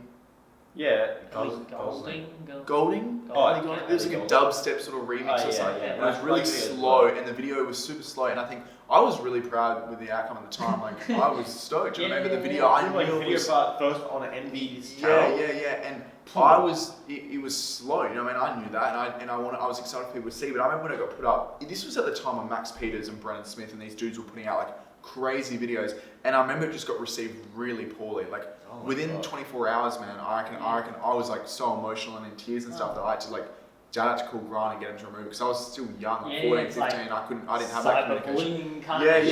There was there might have been 100 likes or something on the video. I have no idea, but there would have been like 50 dislikes, which was ridiculous, man. Dislikes were big. Yeah, and like a lot of hate comments. On YouTube. I had one fly out trick in it, and like people just bagging the whole video because of that, and like that, and that's the reason why flow riders on Envy, they weren't able to, like, they kind of got banned from uploading to the channel because of that. Because they're like, you've got to be like... Till you got to the level. And at the time, I respected that, but it was because of that video. You know what I mean? And Grant was always just... so brutal. Grant was always like, just push through it, it's fine. And I was like, so torn up about this, man. Like, this was my first sort of like appearance, and it's been received like so poorly in a negative way. Do you know what I mean? So that sounds good to me, like a slow. I'm like, slow videos like go hard. Can you find this video I've got part? this. And it's just like Can we get like a Syndicate Classics re-release Dissidence video? People are gonna watch this and be like, I want to see this freaking video. Like, I know. I've got it somewhere, and because it would have been 14-year-old you at however many years ago that was. So like it would be a cool comparison to 14-year-olds now or Scooter. Dude, that's a great concept. Like comparison videos. We watch the first part we can find of somebody, and then that latest part, and that's a really cool concept. Mine will be the same. Like I was that good back then. No. Is that what you were saying? I was saying I haven't progressed since. But so like pretty much, and then so that kind of like went about, and then I think for like those years, there was like a period of me being like, I think from like 2013, 15, going to 16, I was just like I said, spontaneous trips with my dad on Melbourne. Like he would get time of work. No, like my dad would just be like, let's drive to Melbourne. No, but I mean, as a rider for Envy now. And so and it was still like really unclear what I kind of was. Like I was like supported, but then Crunker went out of business or whatever. So then Grant was like, okay, let's keep this relationship going. I'll just give you parts for free or whatever. Like the whole point of it. And so like there was a period where I was just traveling to Melbourne, competing in competitions. I didn't never was like the top dog or whatever, but like I was making like relationships and friends with these people, and like I got to hang out with my idols, man. Like I got to, and like even if they knew my first name, crazy, like that blew my mind and stuff. And that really happened. And I think I got to it was like 2016 was like, I think I was like, I want to go on the professional division, because in South Australia throughout the years, there was only like one other like professional rider really him and I were like rivals, bro. Like you have no idea. Like growing up, I literally like had a rival. Like him and I would do these his name's Corey Ridge. He's a mad gear rider. He's the dude. He did double flare. Hung out with him in Mumbai a couple of years ago. He did double flare both ways. He could do it in flare like both ways. What? Double flare both ways? Yeah. Not in the same flare. But and so like and he was like him and I were going back to back. Maybe I would win a comp and he would win a comp, but it was kind of like that throughout the years. Friendly competition. Or did you see each other at the opposite end of the scale? You didn't speak. Like it was like he lived in north side, like north of Adelaide, and I lived in like south, and so it was like this big sort of like rivalry. And it's crazy. I actually got carried on. Like I would say like Noah Kelly is like a little bit of a protege or whatever, and he had one as well, kind of, and that it kept from the same areas, and it kept going. It was crazy, man. So like these trying to battle your way out of South Australia to make it to Queensland. If that was the end goal, but you won it, that's the end goal. But so it was like that went for a few years and stuff, and I think eventually it got to the point where we were like, we both want to compete in professional. I think at the time he was getting picked up by Mad Gift Flow, but we were doing we were never recognised, especially on like a world scale for our we never had like videos that did excessively well. Corey ended up going on to do some good edits that did get like 50 or 60k or whatever, and I never really had that. I still you know what I mean. And so like he was being successful in that field, and I was kind of just focusing on the competitions. And it got to like I think 2016 where I was like the ASA competitions, so I was like, let's compete professional or whatever, and we did that. And is that competing in the professional division? And so before that, were you amateur or actually you go by age? We've skipped a big part of my life, like the 16. Part of my life. You were saying 2016. So I thought you said 2016 is the year that you went professional. I was like, wow. So the first year you went professional, you won the comp. No. So 2014. So throughout that mix of me with like being with NBA and doing these spontaneous trips, it was like the first Australian championships or one. It was maybe the second, man. And I remember like at the Bunker Indoor Skate Park, and it was like the 16s and unders, and I was 14 at the time, I think I was. And I remember like I remember the scooter I had. I remember all the parts and stuff, like crazy. I think I still got some of it at home. And I remember going there, and the MV warehouse was in Melbourne at the time. And I wasn't like privileged enough to just go and grab like a brand new LC3. Like there was like this trolley bin where you could like, it was like, you know, Marks and Grant was always like, grab what you want, and you know, the bin. And that was like, that was glorious. You know, and like to be able to go to the scraps and like pick out what I wanted, it was cool. But like at the time, like being a flow rider, you couldn't just grab like a brand new LC3. It was kind of like, like what do you need? It wasn't like what do you want? It was like you. And so at this time, I remember I made that trip, and it was, you know, like a bittersweet moment. Do you know what I mean? It was like I competed in this competition. I remember like I was competing against like Jack Dowd, like when he was like competing in park. You know what I mean? Like he was like still. I think at the time he was a street rider. And there was a few dudes in there, but it was like. And there was a dude in there, Owen Carter, who was like an Apex rider, and he was an MV rider before. Is he still an Apex rider? No, he stopped riding years ago. He hurt himself, Oh, damn. Because he was good. Yeah, he was incredible. I don't remember a lot of the park riders, but I remember him being really good. And it was kind of like, we were both on MV at the time, and we were both this supported sort of like, there was a few of us supported guys. You and him? Yeah, there was like, at the time, there was like myself, Owen Carter, I think Jacko McGuire was in the mix. I can't pronounce his name, and he's a friend of mine, Josh Milanabo. Josh. Miller. And then eventually like people I was like flex and say it right. I could have sworn I had it. But the people got brought into the mix, like Angus Hughes was in there. There was a few of them, Luke Stacey, a bunch of dudes. Do you know what I mean? Throughout the time, Miles Curry.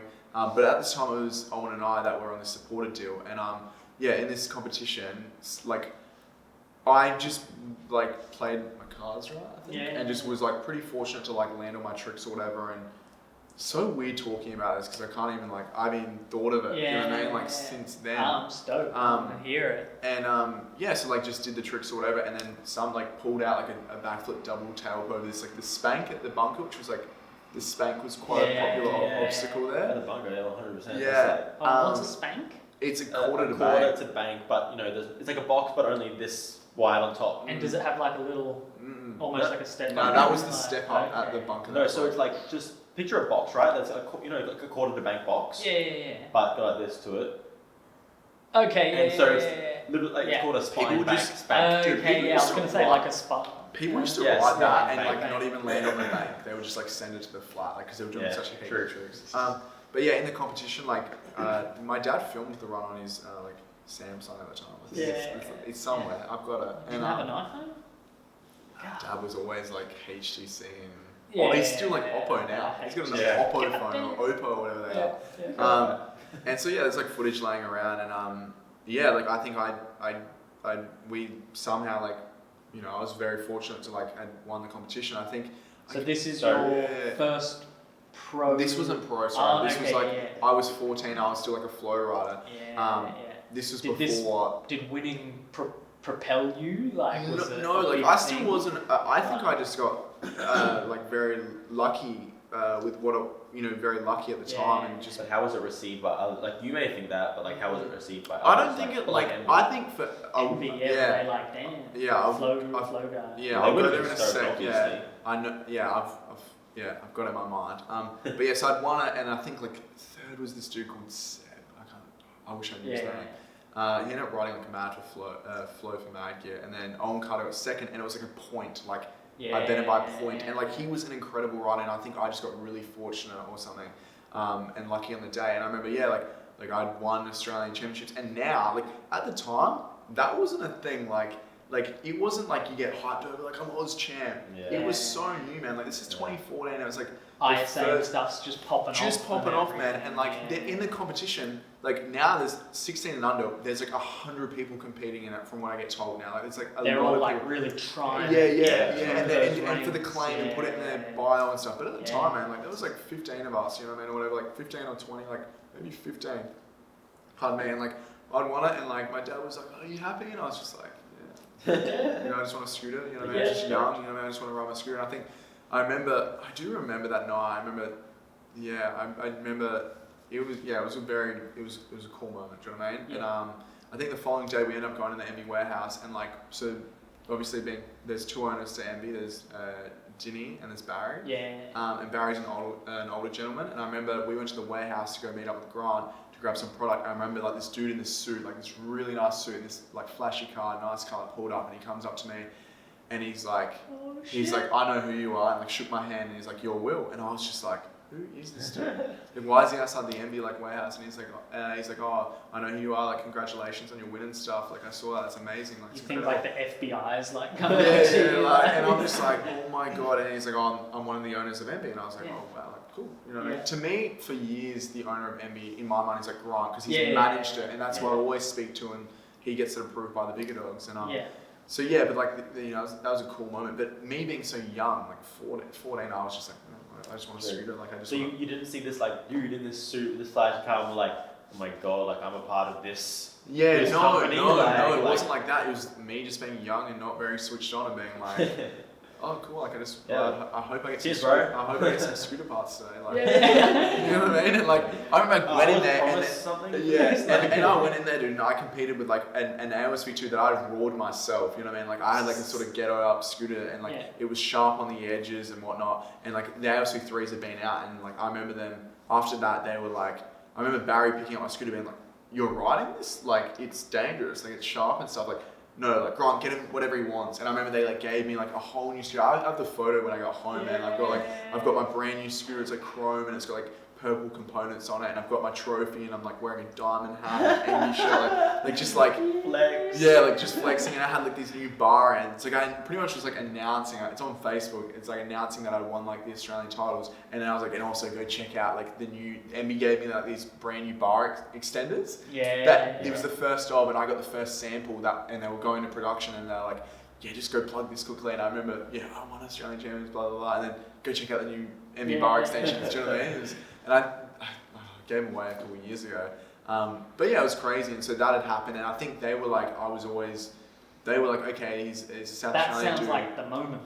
Yeah, I think that trip to the warehouse. They realised, they're like, pivotal, okay, like perhaps this dude's he surprised us maybe. I don't know, it's hard to see from their perspective because I'm so young. Sure. But I'm assuming they were like... We'll get Grant in on the next steps. So but I'm assuming they were like, okay, like he surprised us. We thought he was just going to stay in Little Old Adelaide or whatever. And yeah, that was a pivotal moment for sure for me. And and the thing is though, like throughout these times that really, put me to this direction is like my dad supporting me 100%. And never like, how we talk about like Nigel and his dad and like, you're going to be pro, and like how you see that, like, I got to skate. A lot more common now, oh my god. The parents, and they've got lunch for their kids, and they've like, It's not just scootering either, like skateboarding. Being Dude, in the Olympics is I see like parents, like I know people in my mind, and I see this now, it's like parents that like, they were a big fan of Power World Crouch when they were younger and stuff, and they didn't quite do anything as like a skater or whatever, and they kind of like forced it upon their children. Do you know what I mean? And that happens in surfing. I get told about that in surfing a lot.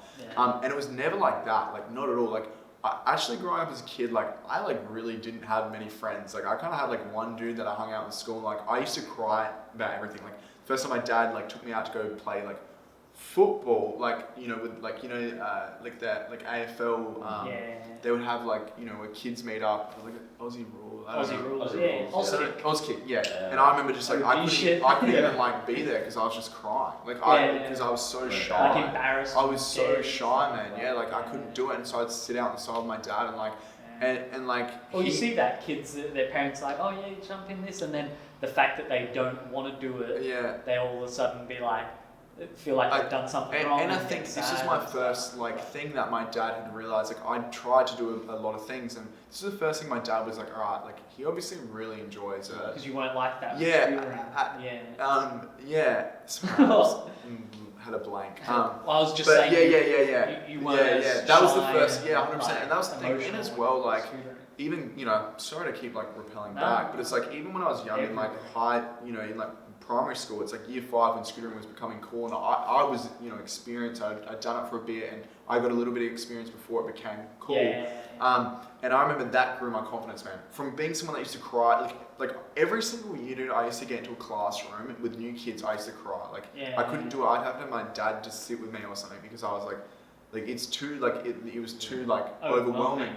And so for scootering, for people to like know who I was because they're like, oh, he's kind of like the scooter dude or whatever, and scootering being cool, that helped me heaps. And I gratefully that like got the attraction of like a good friend of mine. His name's Oscar Bourne. He was like really popular, and once I had his respect, like people were just like, yeah, Will's cool. It was like cool by affiliation, but I wasn't even That's crazy that you got the cool by affiliation through scootering. At that time. Whereas I'm thinking it's crazy that you knew what scootering was in grade 5. Because I'm a little bit older. Grade 5 scootering. I was grade 7 and I mean I would ride my scooter, but like I was super embarrassed about it. Well, I think at the time South Australia, it was really like it was that Cronkite era where it was really about to pop off and take off and stuff. Areas and pockets where it's just. And I think it was cool, man. Like, and I don't know if I don't like want to sound like the dude that's like, oh, you know, shy and I had nothing and now you know, like not at all, man. But like I would kind of get like picked on because I was really shy, like you know what I mean. Like I was the kid that would dob kids in probably. I can't remember but I remember like I was just a really I was not an enjoyable person to be around. And really like I couldn't things for me would be too overwhelming to do anything. You know what I mean? And so scootering gave me that confidence and cool by affiliation and. Throughout the years, and it was people having that respect and being like, okay, he's obviously doing like he's got these brands backing him and stuff. And then we skip all the way into the future. So like that pivotal moment for Envy, cool, sweet, and then and then I was just like I said, young, so I really was like. Free parts. Amazing. I get to I'm on the same brand as Max Peters. Cool. Oh yeah. Do you know what I mean? So that was a big thing. I'm sure in the moment it was probably a little bit more than what you're kind of like. You know, if you just found out you're on Envy or Pro, you're with Max Peters. Like, I'm sure in the moment you're probably quite like, wow. Like, that's big. Well, I was still like flow kid this time, and then I went to like 15. I was gonna say when's the 16? 2016. Comp winner. So that was like when I won the Australian title. It was 2014, then 2015, 16. I kind of like. Again? I competed and actually came like third. I reckon Owen Carter. We competed at Monster, and I competed in the same division. Which now, if you win a division, you have to go up. So I'd be in the Open, but I competed again and got like. Third, I reckon Jaden Stanley got second and Owen Carter got first, I'm pretty sure. Monster. Sorry, this is still 16s. And then so it was 2015 and then I think 16 I was like, okay, I want to go on pro. And Corey and I in Adelaide kind of agreed on that and we competed throughout the season. I can't really remember. I can't really remember the placings or anything. Not imagine if I just had it on the back of my head tattooed it's here. Here we go. Tattooed every first place down on my arm. Yep, sweet. You know what I mean? And so competed in professional, I ended up making it to now I'm pretty sure there's like, you have to compete in so many comps to be able to be invited to Australian titles, but at the time I think you could just, compete in a couple or you didn't have to like get in a placing or anything. What about Worlds? When did that? This is where we're going to, And so then this 2016, I went to Ramp Attack, which is here, was here. Was that your first interstate?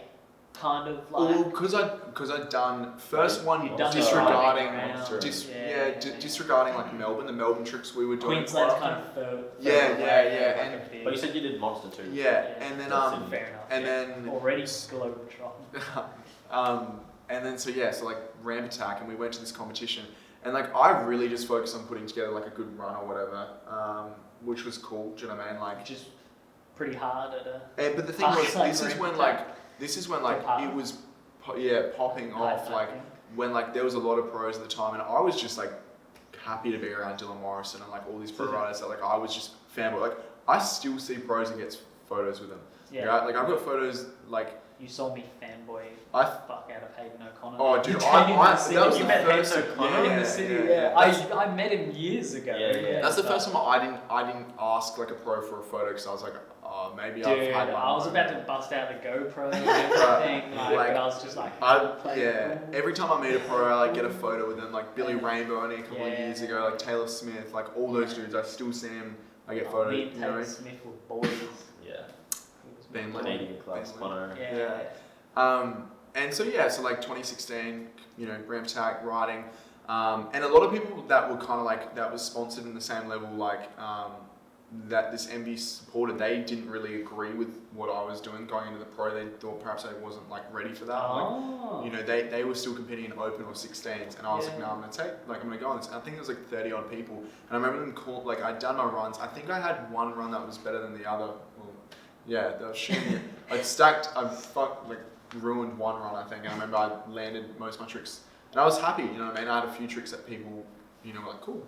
And then pretty much, they were like calling out the positioning for there's maybe like 30 competitors or so pros, and I remember they just kept getting down, and it was the top 15 that got to go to Worlds, and I remember it was like for a golden ticket or whatever, and I remember it got all the way down to like 15, and my name hadn't been called, and I remember that being like, I remember crying, like just like not even like I wanted to be crying, but I just couldn't even hold tears from coming out my eyes because I was like leaving the country. I'm gonna go on this trip, you know what I mean? Like this is incredible. Like I can't believe this, you know what I mean? And so, and my dad was like, man, like I said, he's this is always what I've secretly been working for this whole time. It never he was just so thrilled, you know what I mean? He actually sent me, dude, it was... Well, by now he's got to have realising that you have the potential to go somewhere with it.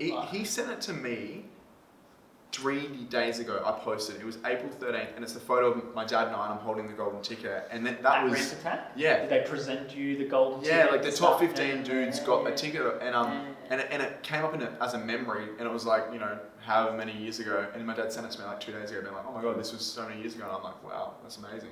And so that year, like we spoke to MB, and me being a flow rider, like we were given parts or whatever. It wasn't like, oh, here's a travel budget. So we had to make some negotiations, and I don't think the first year they helped out with that because I was just a flow rider. They had pro riders they were like supporting. They already got their budgets already allocated to people who first and second and third. Yeah, or like what did you place in that comp?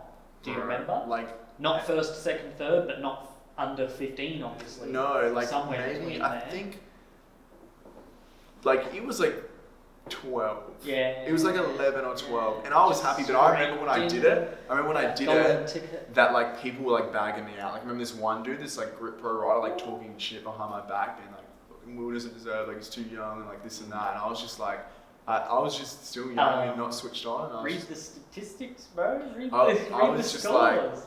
Like, whatever. Like I don't care. I think my dad was like a little bit like, damn, like it's a bummer that like I thought he was a friend and can't support you. And got to go to Barcelona, and that was crazy, man. Like being 16 and like my dad, took time off work, and he really like he funded that trip for me, and it was incredible, man. I think in the Worlds, there was 50 competitors, man, and like like going back to when I was younger, so nervous, man. Like I did my run, like I was so nervous that I was up against like the world's best riders. You know what I mean? Like I idolized these dudes, and I was just this kid from Adelaide that didn't have confidence to really speak 21. Like who was that? I remember like it's weird now. It's 2016. So that same year is when you would have. This is when you went to Barcelona. Who's that was the year like there was like Cody Donovan there. Yeah, everyone, the whole Apex team when they were it was Morrison, really big. Jesse Bays at like peak. Yeah. Like Billy Watson, all of them. There was a lot of a lot of names. Corey and Capron Fun. On the circuit. Yeah, like even Tanner Fox was in the mix, but he was like not. Yeah, even like then he bet me by one position, and I was like, yeah, just behind Tanner Fox. Where's my millions? But I think it was out of the top 50, I came like 42nd, like. But I remember like not putting together a good run, so I remember like no, I remember not putting together a good run and being like I remember like just bursting out in tears, man. I remember like riders like coming up to me like, "Are you alright?" Because I was so nervous, man. Like although I was 16, like I probably had the mentality. I still had the mentality. Like I still had the I put all my put all my energy into like a 45-second run, dude, because I travelled like from the other side of the, my dad he'd funded it, and like I really put a lot of pressure on myself, and I remember just like, as soon as it was done, man, it was a relief, but I remember just like crying, and like riders coming up to me. Because you like knew that it wasn't that great of a run? Yeah. And like, before the score even came out? Yeah, 100%, and I was like, whatever, like, it's bad, and funny enough, every single year that I competed in like, ISA comps like Worlds or whatever, I always had the same mentality. I was so frightened I couldn't do it. Like I think I competed in Worlds 3 years. Even when you started winning? I was never. Were you? No, never. Okay. Never. Like I never really got up there. Like I think the following year, 2017, it was at the Bunker Skate Park for Aussies. Like that Europe trip changed my life. Do you know what I mean? And it was really cool to like and express all every single bit of gratitude and appreciation towards my family and my dad for that. And then going the following year, and this is park riders like live on comps. You know what I mean? Like you don't comp to comp. Yeah, you know what I mean. So like the following year, live on. Do you mean like they live for like you know what I mean? Yeah. Not like financially. Yeah. Some of them do. Yeah, those are winning. Yeah, and so like I think the following year. Went through the season and competing against Corey Ridge and blah blah blah in Adelaide, and then went to Australian titles, and it was, it was at the Bunker Skate Park, and I got to like, I think I ended up placing put together like a run. I remember I bent my bars right before the competition, and like me being this shy sort of like.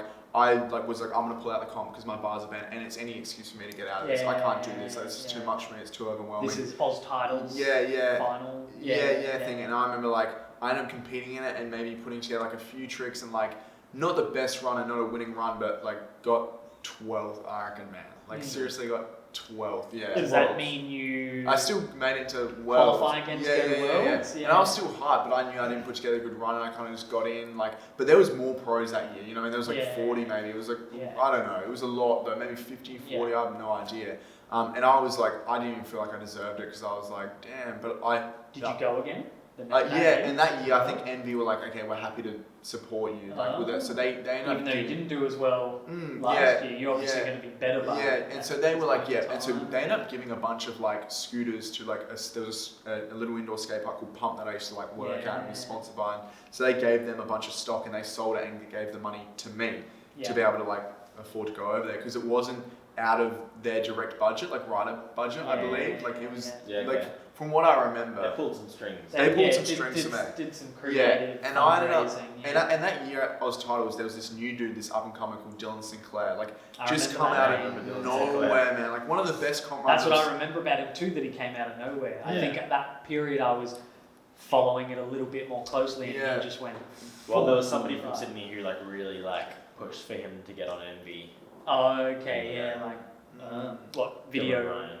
Oh, okay. But like I think Dylan, he was actually Harvey Bay. He was living like Harvey Bay. Sinclair, like he just like dude. I reckon. Sydney. Sorry. He was definitely in Sydney for. He moved around a little bit, but I know that he was in Harvey Bay because there was the Rock Off Indoor Park, so he was like living. But anyway, so we were kind of just like hanging out, whatever. But sorry, at that competition, that Oz Titles, that was the most like insane comp run. Like if you watch that now, if anyone watches it in like 10 years, they're gonna watch that and be like, oh my god, like it was incredible to watch. Like this dude that no one knew about had an MB shirt on, just got an MB scooter, like and tore it apart. Like you know what I mean? Like won the competition. Like it was, and at the time Grant was like, oh my god, like couldn't believe it. Like we got a flow kid that just won a pro comp, and then his other flow riders like myself and Miles Curry, like I came like 12th or something, and Miles came like I don't know, like 10th or something. Like wasn't not succeeding to the extent that Dylan was, and so then that year he helped me get to Barcelona, and so it was myself, Miles, and Dylan, and we were kind of like, I believe we were staying there. I think we were staying separately or something at the time. And Grant actually went along there to like watch it all and stuff, and it was a crazy year. That was a big year for me. I think my personality as I grew like as as a person and stuff, and really developed the skills. Is this the flip drop No, not yet. I'll kind of skip through that a bit. But yes, that was a great year for me, man. Do you know what I mean? Like, it was awesome. We got battery, we got SD card. And that was a really awesome year. Do you know what I mean? Like, I felt like traveling internationally, you get to like, you develop, you know, like your communication skills. You get to like work on them because you're dealing with like different mannerisms and stuff. And like, so yeah, it was really cool, man. And I think from then, like, Dylan ended up coming like 9th or 7th, like in the world, man. And I think I came like 22nd. And better than 42nd. So yeah, carrying on, I think, I placed like 22nd. And I think Miles placed like 21st or something. And then Dylan was like in finals and came like 9th or whatever. And, like, really like blowing up on social media. Like, he was literally a guy, kind of like Chris Joslin, like people like didn't necessarily know of, got thrown into the mix, and it was like, wow. Like, he's like a weapon, like a secret weapon, you know what I mean? Like, he was just brought out, like, his Instagram was blowing up, his footage of, like, his Insta clips and stuff, he was, like, amazing, you know what I mean? And, like, he was doing everything right, writing well and stuff, and, you know, so forth. And I think the next year was the last Australian titles that I competed in. It was at, and that experience was really great, you know what I mean? Like, that was a real bonding moment for all us, like, you know, flow rider boys and stuff. So you did your first year where you... just scraped through it, ramped attack, and then went to the bunker. Didn't do too well. Yeah, did like similar. You've come back the next year, and you've increased 20 spots though, because you're not come 40th this time. You've come like 20th. That's pretty good. And Envy helped out along that year, so that's more. Yeah, and I think as well. It was at the stage where I came like 22nd, but I wasn't like just, you know, like a comp rider. Like, I was doing a lot of, I think at the time, social media and stuff, and like I think I'd, you know, been, you know, doing that and had been received well or whatever. And definitely, like, there was conversations while we were in Europe being like, because a lot of the older MB boys were kind of slowing down at the time and not doing as much and stuff. So we were kind of like in the limelight and going out of our way to compete for the brand and stuff. And it was definitely like, oh, so when are you gonna turn these dudes pro? And especially Dylan, like, he won Aussie titles, he did this, and Grant almost felt like almost obligated to turn me pro at the same time, because I'd been there a lot longer than him, maybe not succeeded as well, but definitely I'd put in the hard yards, you know what I mean? And so it was around then we got back from Europe, you know, it was a great trip or whatever all, and I think like only months later, like, you know, there was like discussions, I had discussions with brands about opportunities and stuff, but I'd always wanted to be like Envy, you know what I mean? And they were just like, okay, yep, you're pro. Like, it wasn't like, I want to change that now. Is this, you're pro as in, we're now not just hooking you up with scooter parts, we're actually going to pay you. Because it's not like what you see in some other industries where they have the big pro party, skateboarding, you've got your signature product, that's when you make not at all. That's obviously a long while before you got your first Sig. And as well, man, like, that's what I want to start doing with riders, like surprising them and stuff. I think I'm going to spoil this now, but like surprising them and, you know, whatnot. I've heard that from, you know, every single person, but, you know, when you get to, like, Kai had just before he came to Native, there was a thing where Phoenix was going to kind of do that, and they had like a graphic for him, and he told me, he's like, I saw the graphic and like, nah, I would not have, if they were like, you know, you're pro and did a big surprise for him, he would have been like he said, he would have been not too hyped on that graphic. Sure. So that, you know, I guess it's like different maturity levels of like art directions within companies. It's difficult and for stuff sure. like Skating, like skating, it's a piece of wood, dude. You can print, you know. Scootering, it's a big. They kind of stay around for a lot longer and stuff. The signature models. Yeah, but also scooter riders just have the mentality of like, and this is something that, you know, we've obviously spoken about, is that it's like, my Sig graphic has to encompass everything that I've ever been through up in my life and to this point. Skating like, graphics are just random. It's like, here's a cow with a, you know, like your face printed, like branded on it. You know what I mean? And they're like, and you'll get a new one in the next couple of months. Exactly. It's more of just a like announcement kind of thing. So at the time it was more like, just check your emails, and I was just like, oh, cool, and like, get it back to us, you know, blah blah blah. And sure. like not taking anything away from grind, do you know what I mean? Like for him, like he'd never seen that side of skateboarding in the way, you know, that they'd done it or other industries or whatever. Well, yeah, at the time there's no team manager in there going, oh no, if we're going to do this big monumental thing for this dude, let's do it, especially. And so like at the time that's just how it was. And I remember, I think I remember where I was when I saw the email, and I was like, I think at the time I was like, yeah, like I feel like I deserve, like I'm 17, I feel like I deserve to start like having some sort of income on the side. Yeah. And it was great, man. Like it was cool. Like I was 17, like, and I was making money. I had like it was crazy because like I would, you know, I'd have conversations with my teachers at school and they were just like like when I was at a private school, went to a public, and when I went to the public, you know, there was a teacher I was quite close with, and he was just like, what the fuck? Like no way, like tripping out over it. Like that's how much you make, whatever. And so it was crazy, man. It was really cool, and living at home and stuff, and like it was great, man. Those years. Yeah, you don't have gnarly expenses. Yeah, exactly. And like just started driving a Commodore around. Do you know what I mean? So it's just like early days of drinking and partying, or whatever. And it was lots of fun and stuff, but it was obviously like still very focused on riding. And so like that kind of happened that year.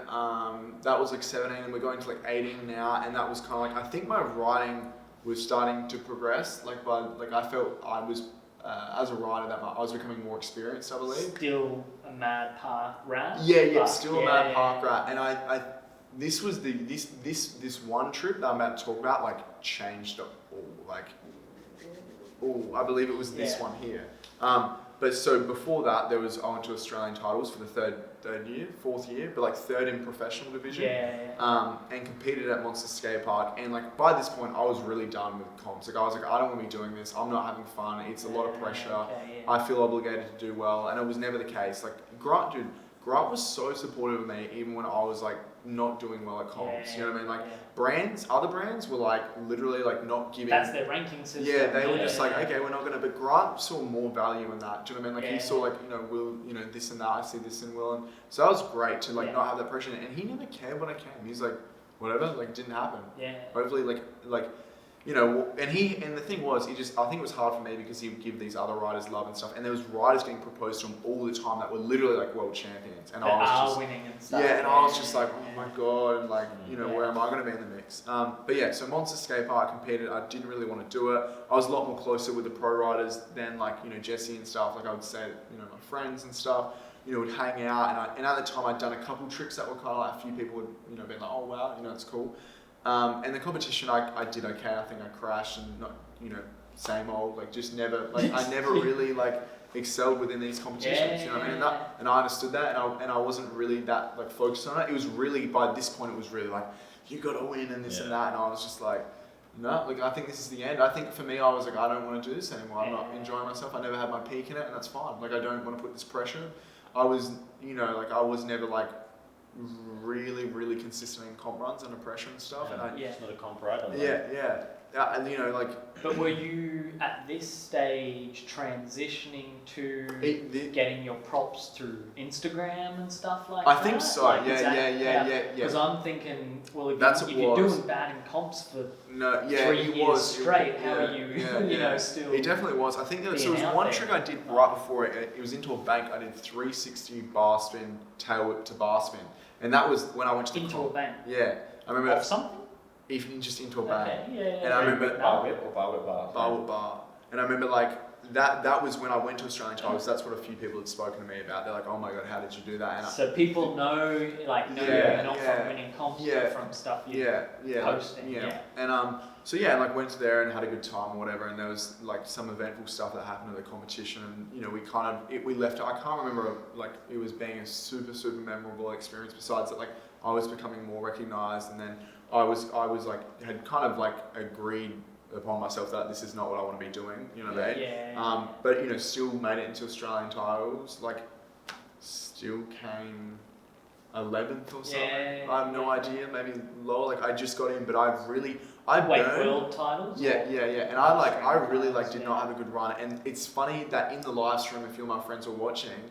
But even in you can see me, like when I got announced, and I was so happy for the dudes that were making it, that weren't pro riders, that were kind of like, you know, dudes from Perth that were like really good riders and they had a really great day and stuff. And I felt bad that there were other riders like that, but I got put up front. Yeah. And I was like, I really don't feel like I deserve this, you know what I mean? Don't deserve that golden ticket. Yeah. But I remember like my friend said in the live stream, there's a video of me and I'm like, after they announced it, I'm just like, you can see me just, my mouth, and I'm just like, fuck this, like let's leave, like let's go drink, or like, you know, let's go do something else. Like I don't, you know, I don't want to be here kind of thing. But I was so happy for everyone else. Like I was like, because these dudes like put everything towards this. This is when ASA was like really serious, you know what I mean? Like they were putting all their energy towards it, and I was just like, hey, like I'm so happy for these dudes, and if I don't make it, that's fine. And I did, and I'm grateful for that. And because this next trip was actually the Europe trip, this is what like changed everything. Like, so pretty much I went to Europe, and before World Championships, I remember Grant was like, all right, since you're going to be over there with Miles, Dylan unfortunately had an injury and couldn't go, and Miles and I was like, he's like, all right, I'm going to send you on a bit of a, you know, in Europe beforehand, and you can meet up with the Blunt boys, which like, I knew, like watched their videos, but it wasn't like, I was like, this is my discipline and this is what I'm really passionate about. I think I was like into skating and stuff by then, like I'd always been a little bit, but when it really like, you know, I was really invested, like, you know, that's my source of entertainment. And so went over there, and there was a blunt bowl. It was called a BSB, and that was a really. So that was the first year that happened. And that was they'd done 2018, and so they'd done a couple of them, and so I think we'd done like a few That's shop. When they had shirts made up. For So there's a few shop visits and stuff that we did, and like. Like it was like myself, Charles, Dean, Jonathan, Flavio, like the four main dudes at the time with Miles and I, and like we got along super well with them. You know, I hope they think that as well. Do you know what I mean? Like, kind of just like hung out, went to a bunch of stores, and like really like, you know, stayed with at a few of the boys' places. Went to Nimes. It's Flavio's hometown. We got to meet Flavio's mum and stuff, which was just a trip out because like.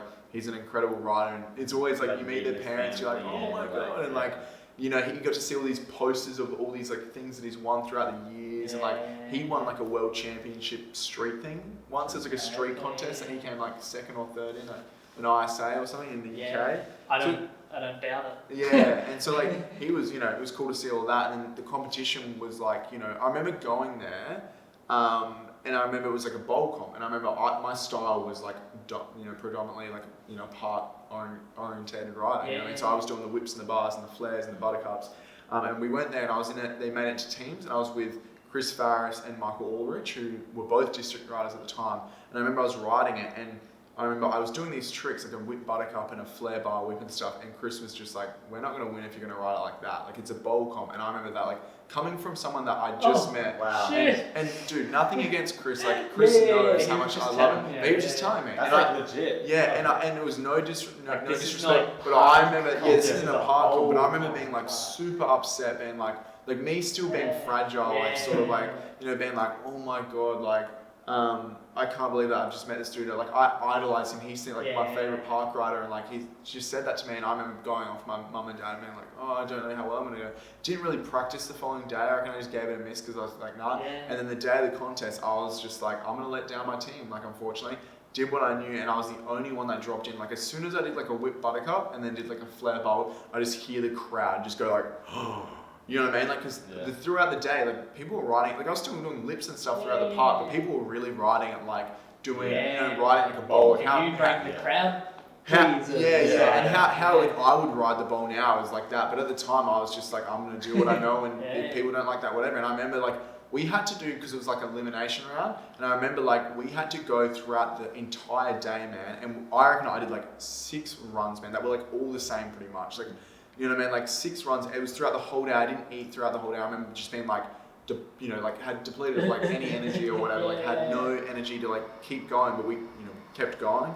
And yeah, interesting enough, like we got through round. Like there was like really well-known riders with like teams that were getting eliminated, and we were just like, we're just kind of still in this, and I'm still doing like buttercup in your way. Yeah, like doing the crowd. When I think of Chris Farris, and like, you know, they're still like that. They're still doing whip bars. But at the time, they were trying to ride it. Yes, they were like... Yeah, so they were like trying to ride it. And then I think they realised what I was doing, so they're like, alright, we're just going to do what we know. And then they would just start killing and then we were like going well throughout the ranks. We weren't like, don't think we were doing better than the other, but it was like the elimination, it was always like, it was like a team between team, and you had to do like a best trick at the end. And I would kind of like, I would do, like Chris would do like a fakie to front flip, and I would do like a... Jesus. I think at the time I really loved like a flare and a bar spin, tail up to bar spin. That was just like, I love that. So like I would do that if we were competing in something, and we just slowly made it out. I can't remember how many teams there was, maybe 10 teams, and like we just kept on going. And then I remember like someone in the background was a friend of mine, and I'm not going to embarrass them, but they were like, oh, imagine if like Will Scott's team, like imagine if Will Scott won or whatever, like sort of thing. And I was just like, whatever, like, you know, the few of them laughed about it, you know, Australia, like some of them like friends, and I was just like, okay, whatever, like I'll just disregard it. Kept going throughout the day, and we just like, eventually it got to the finals, and we couldn't believe it. Like, we were like, if we get to third or like fifth, we'll be hyped. We're like, we're in the finals now. Chris being like quite a serious competitor, like, no doubt, you know what I mean? Like, we're here, like, and I was just like, you know, this is really the first time I'd had succeeded in a competition. True. So then we just kept going, doing our thing, and we ended up making like I wish I like almost wrote this down, man, and could remember the day, because this was like one of the biggest moments of my life. And I remember like I really do wish I wrote it. And you know, kept going through, got to like the finals, and it was like our team versus like Jonathan Peroni, and there was like we actually bet we were versing like Charles's team, and then we bet them, and then we got to the final. Like Jonathan, and there was a couple other riders in there, and they were all incredible riders. Like European riders are like amazing. And those guys you're talking about can do both. And so like they can all do aerial stuff as well. And so like we like have everyone, like Jonathan like lays it down, like incredible run, like doing like whip front double whips, like insane things with his pegs and his everything. Like everybody else like has an amazing run. We kind of just kept doing what we were doing, you know what I mean? We got to the end, and it was by this point that I was doing a flip bar spin into this like the big bowl, like a 9 or 10 foot bowl, and I kept doing that to start my run off or end my run.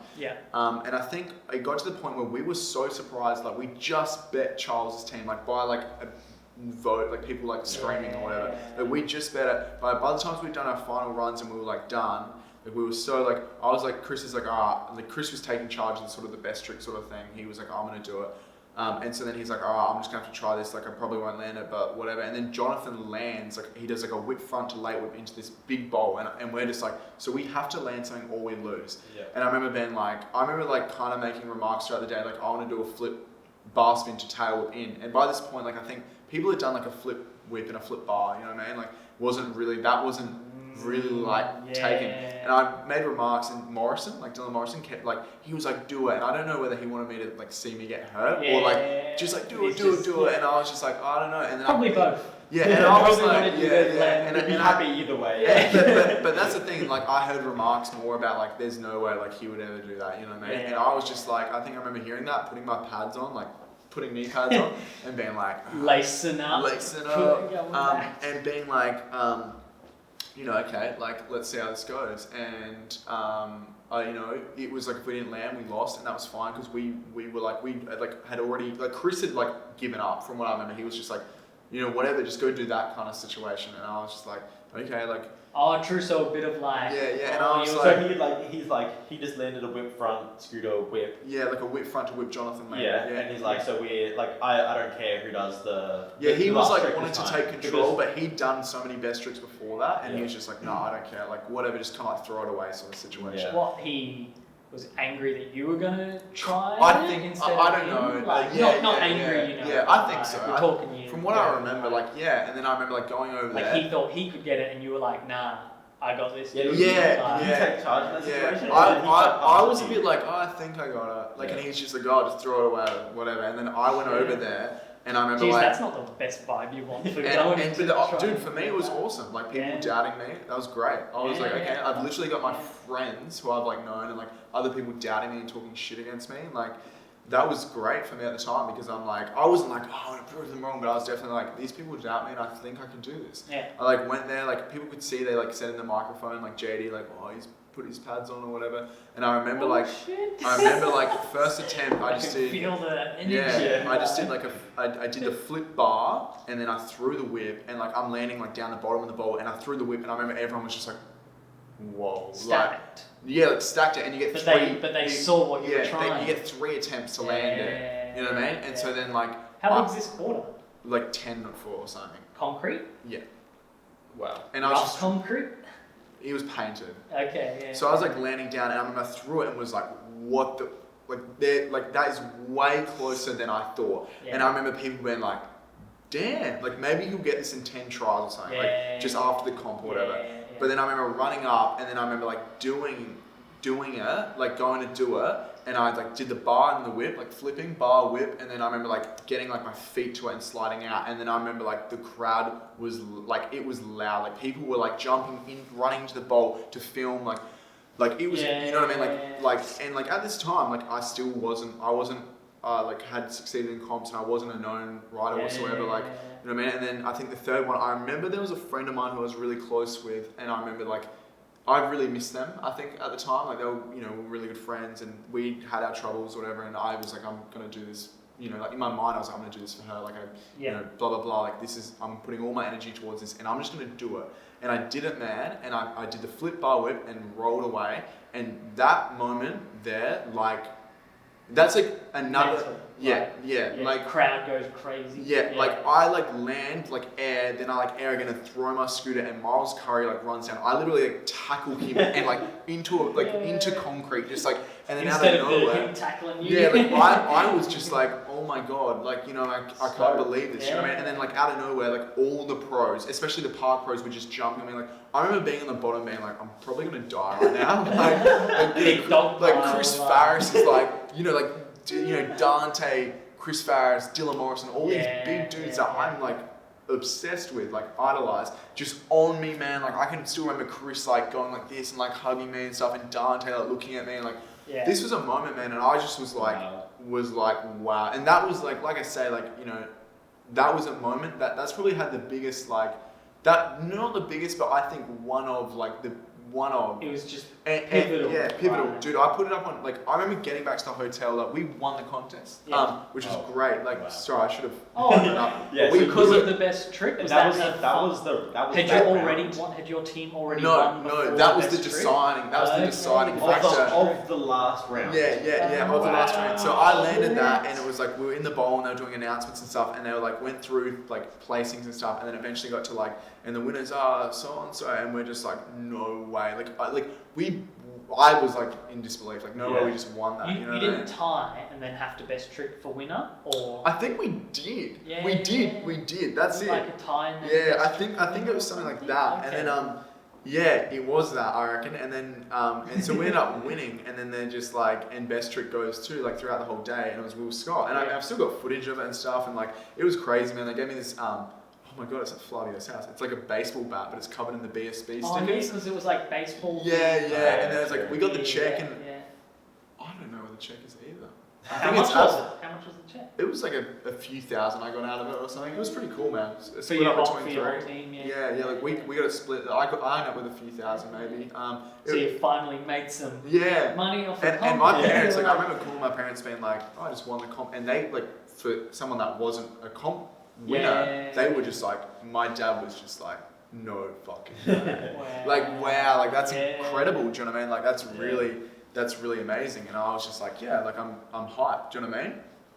That's insane, dude. And it was a moment, dude. Like, and throughout that, and I put it on Instagram. Like I remember it went up on Instagram, and like we won BSB with the clip, and like the clip like was my first really like viral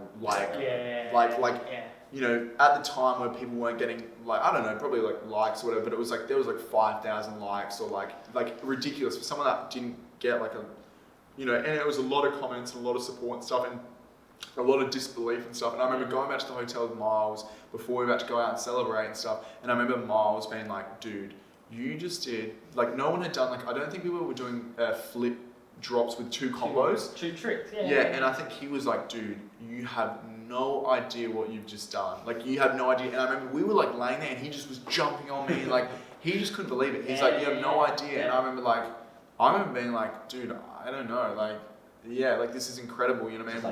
What a moment. Yeah, disbelief like that it's even happened. And we went out that night and we got to see Blunt Momentum, like a full-length they did. That was like a premiere. And I remember like, and all the dudes there knew of me now because of that. You know what I mean? Like Will, like he's a blunt rider or whatever. Like, and they'd all seen the they going around Instagram. That was if they weren't there. Yeah. So it was like a crazy moment, man. Like it was cool as, and I remember. You know, that's like you. Like really being accepted into the exactly, man. And like it was, and dude, and like I remember actually. Sorry, something I missed is when I was in the bowl. I remember Chris Farris like looking at me, like literally, he's like a god to me.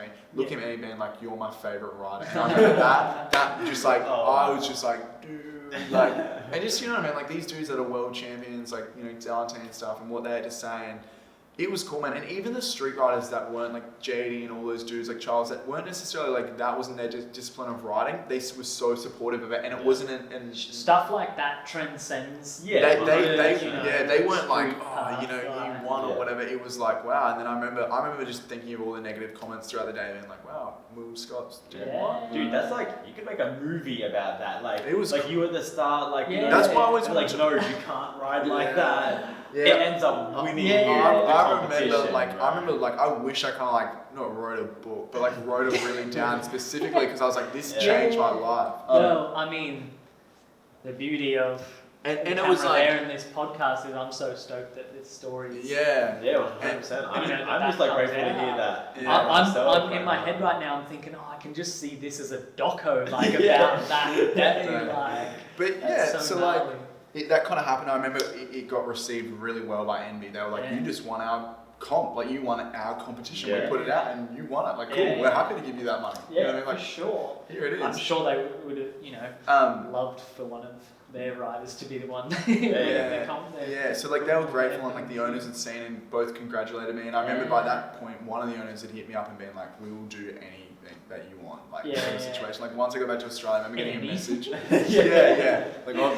learned, but I remember, it was it was an interesting time, and you know we went throughout Europe, and I remember going to. So then after that, we travelled around or whatever. We went to like maybe I was away for a month or 3 weeks or so, and when we actually before I left this trip, before that all happened, I remember I'd moved schools to like a public school, and I was in my woodwork class. And I remember my teacher was like, "Oh, so like, what are you doing for the weekend or the next week?" And I'm in year 12, and I was like, "Oh, I'm flying to Europe." And he was just like, "What?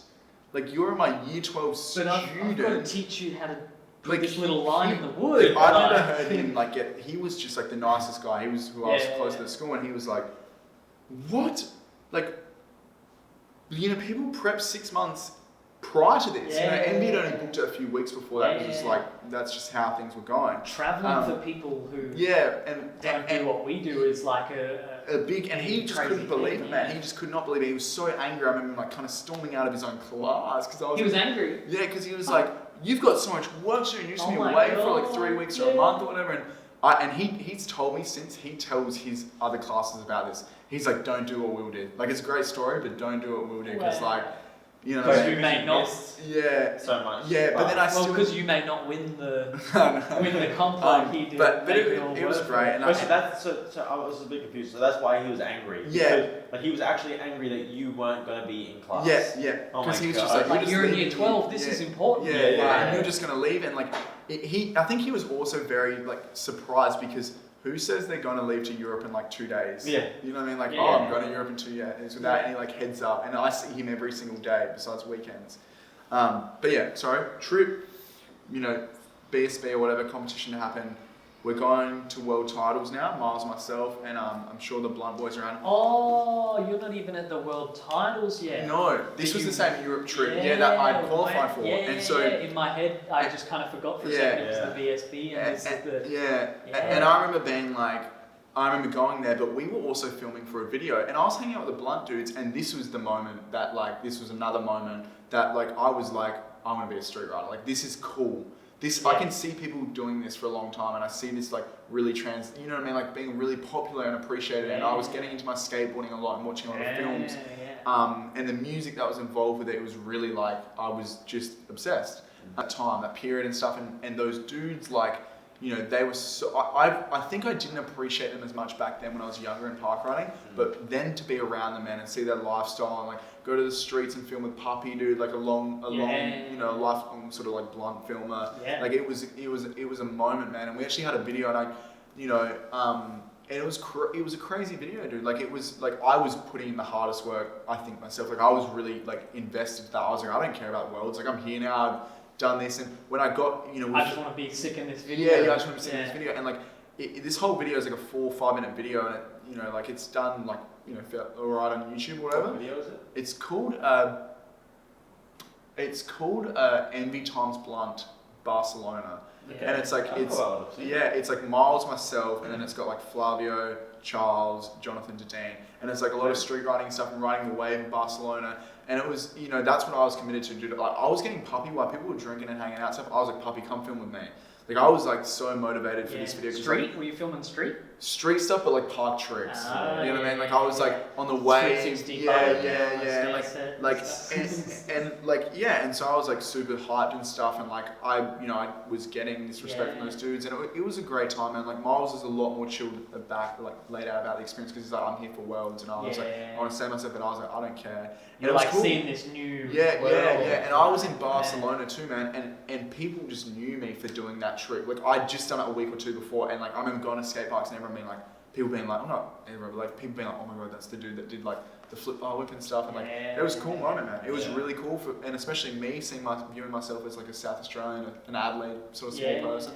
It was amazing, man. And like on this world stage, this huge thing. And a lot of riders were like, you know, a lot of professionals like, that's incredible what you did. I did my run. I remember people like being interested in because they'd seen what I did in that comp and they wanted to see what I was doing, but I didn't practice because I was like, I care about this video. Like I didn't really practice. I remember I knocked myself out. I did like a flare bar with bar, like, and like just like KO, like just like myself up. Yeah. And I remember, and I still competed in the comp and like still put together an alright run, and I have no idea. I reckon I got like 20th, but I really wasn't like. Okay, so still didn't come off a big high from the BSB purely because I was just like, I don't care about this. I care about this video. You had just started your run with a flip. Oh my god! Bar whip drop in. But it was just like. You would have been like, oh god, he's a one trick. But I thought I put out like an okay run, especially for me not caring. You know what I mean? I was like, cool. And I remember like as soon as I was done, I was like, Puppy, let's go film. You know, let's go wave and stuff. And like for that video to come out, man, like it was very slow. Like it was like, you know, the music was quite interesting and stuff.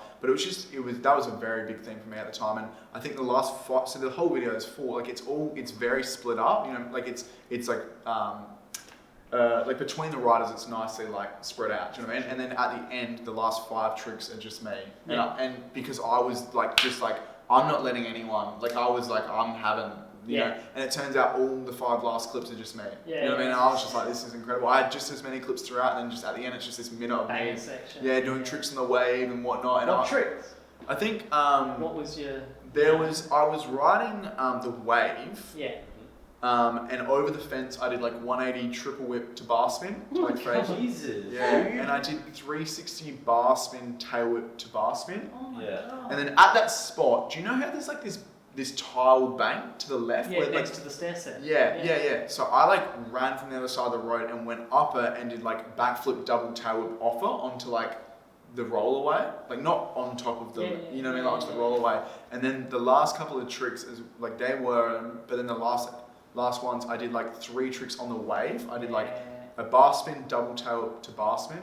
I did a buttercup to bar spin, and then I think the last one was I did a flare double tail whip to bar spin. Wait, not over the rail.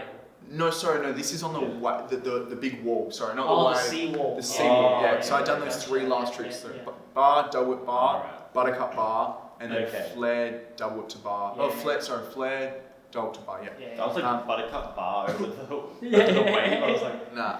But yeah, and that was a really great time. Like that was huge for me. And dude, I reckon I got home like that trip was, you know, over, and it was incredible, like the most memorable trip for sure, and like just seeing the blunt dudes and like me really wanting to be a part of that, you know what I mean, and have acceptance and stuff. And I got back to got back to Australia, and I remember I like hit up Grant because I was running a small scooter at the time, and like send me your biggest things. Like at the time, it was like a 5.1, like it was like a 4.9 Flavio. Yeah, Flavio. Yeah. I remember you just going. I remember like because I just found you just before you kind of transitioned to the street. Yeah. And just seeing like one clip on the small blue like KOS. Yeah, literally. To the gold. Yeah, at the gold Flavio. To be honest, I was a little bit like, here we go, is the next one to do it. Yeah, next one to do it. But dude, like going back to that, I think I got back and it was going back to like me filming Instagram and stuff. And I actually did. After that trip, I did flip. I did flip double bar spin into like West Beach High Park, which no one had done. Still on the blue KOS? Yeah. Yeah. And then I done flip whip bar, which had some controversy behind it because someone had done that for an edit. Horrible. Why? Oh wow! Whip first. I think he claimed he'd done it. He probably did do it before me. Had he uploaded it? No, but because I uploaded it to Instagram. He did it first. He's done it 5 months ago, working on his web edit. Yeah, for sure. I don't think you should really necessarily cut. Like, but you can be cut personally, like oh damn. I remember and you can be like, going to be my Instagram, like I remember that was like I had my Instagram was like getting more recognized, and I was putting out like gnarly stuff of my own skill, I believe, and and so like we believe too. And then I think I was at that point where I was depleted, like I did some flip to fakie combo tricks, like whatever all, and then I was just depleted. Like I was at that point of like sobbing in the middle of the half pipe. Wow! And so this is and by this in a great way. Like how comedians start with the joke, then tell these other jokes, and then And so like this comes back to this sobbing moment, and I'd ordered the biggest scooter from Grant, this Flavio scooter with rig bars, etc. But I actually ordered it as a drink driving scooter home, like so I could ride, so I could ride home like drunk instead of drive on a big scooter that I was comfortable with, and I was cool that it was big and tall and stuff, and it didn't look ridiculous. So big scooters stopping people from drinking and driving. And so like that was the thing, do you know what I mean, for me, and that's how it was. And then I was depleted, man, and I was watching a lot of skateboarding. I love the Blunt Boys, and I had this, obviously I had this bigger scooter, and I was like, I really want to put this to the test. And I think I was so like, how I said this mask that I kind of put on, I was so off this dude, like off this who I created, that I even now think that person's somebody else. And like people say like, how did you do this trick, or like this and that, and it's like I have no idea. I can't ask him. I literally had pushed him so far away from me. This is how. But like I you know what I mean? Like I have no idea. Like I wanted to get that persona. Just I wanted to remove him as far, and I still do feel that a little bit. I still appreciate everything. Successfully done that. I would like. Because I was, perceived as like this park rider still for, as we all do. Like a lot of park riders were making transition to street, and I just didn't want.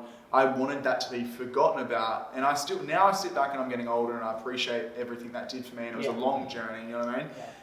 But eventually I was depleted. I was upset, and I had a bigger scooter, and I was watching skateboarding, and I was like. And Grant had my full support. I had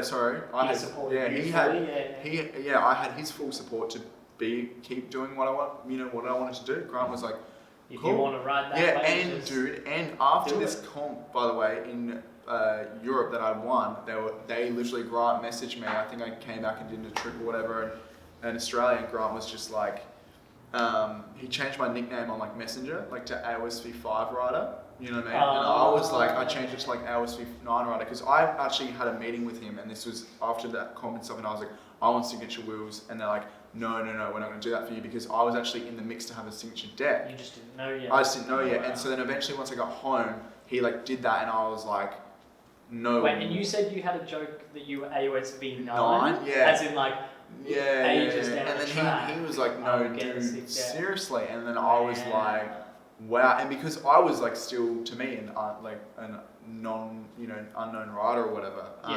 And so it was that was a huge moment. I remember the night. I remember the people I was with. I remember we went and drank and like whatever all and celebrated. And it was massive, man. And it was I should like follow on more to this story with the deck, because it's a big thing.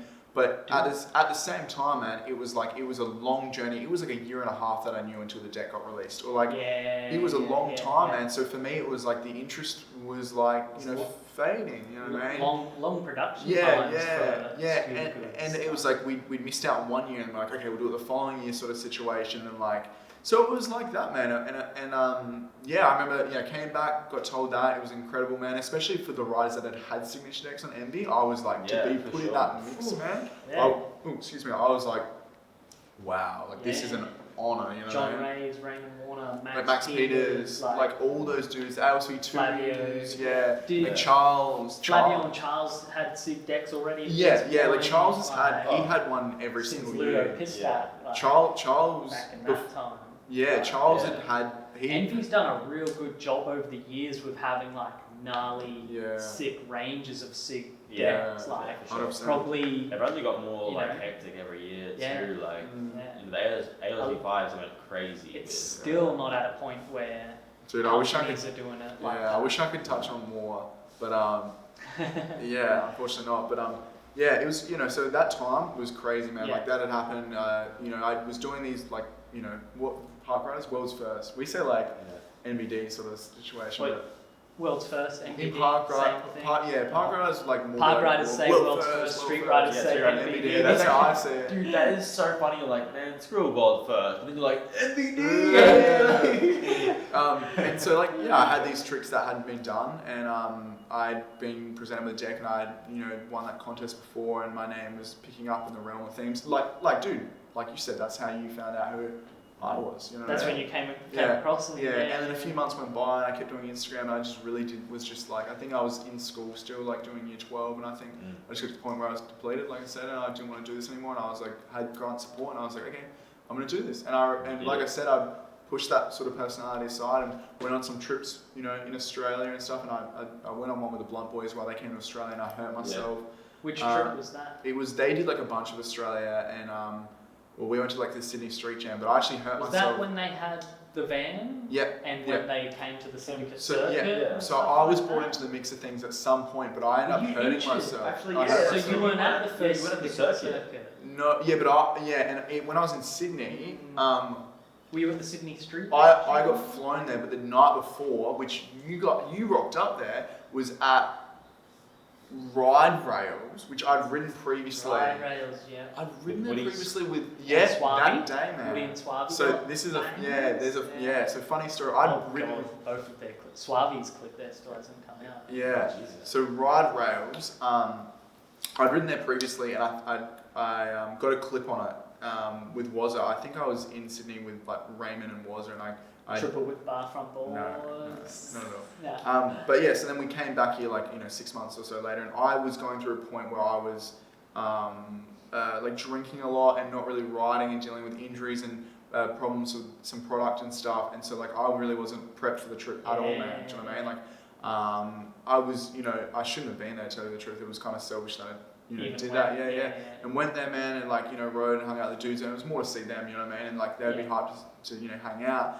And then when we got to Ride Rails, I was like riding there, and none of you guys had rocked up. Like there was a huge crew, remember? Like everyone was there, and we were like the first there, and we were filming like on it. jam. Yeah, and I like rocked up and was kind of lacing up different tricks. Like I was doing my ball board, front board, lip, back lip, and I think I'd done like front lip a couple times, and then one of them I just like front lip first, then go to front lip the second, and just hit my back wheel and just like fully send it to the flat of Ride Rails, like fully over the bottom, and like before we arrived. Yeah, and so then I actually I fractured my wrist, and I cracked a rib, or I like kind of like popped dislocated. Were you still there, just chilling? Yeah, I was just sitting there, kind of like this the whole time, and unfortunately, like the next couple of days, I was in so much pain, man, that I couldn't. I was just like laying in the hotel when the Sydney Street Jam went on. But more on that trip, dude. At that Ride Rails. So Woody rocks up, and I'm like, I don't know who this dude is. I know who you are at this point, and I'm like, he's filming. It's obviously for Native. He's filming this dude, and this dude does not give a shit. Like this dude is like sending it. He goes 5-0, and he's getting fed. Like Woody's getting fed on this 5-0. Imagine getting fed on a 5-0 on a rail that big. And so like Woody was getting fed on the first one, like literally body slamming, and we're all like, I'm with the Blunt dudes, and like Waz is friends with Kevin and stuff, and we're just like, oh my god, who is this kid in these like Nike Air Force Ones? Like, who is Tupac this shirt. Yeah. Like, I who remember is this that. man? And he just kept getting like just bang, and I'm just like, this dude's crazy. You like slammed because you like. Were you thinking in your head like you just slammed once and you're like done?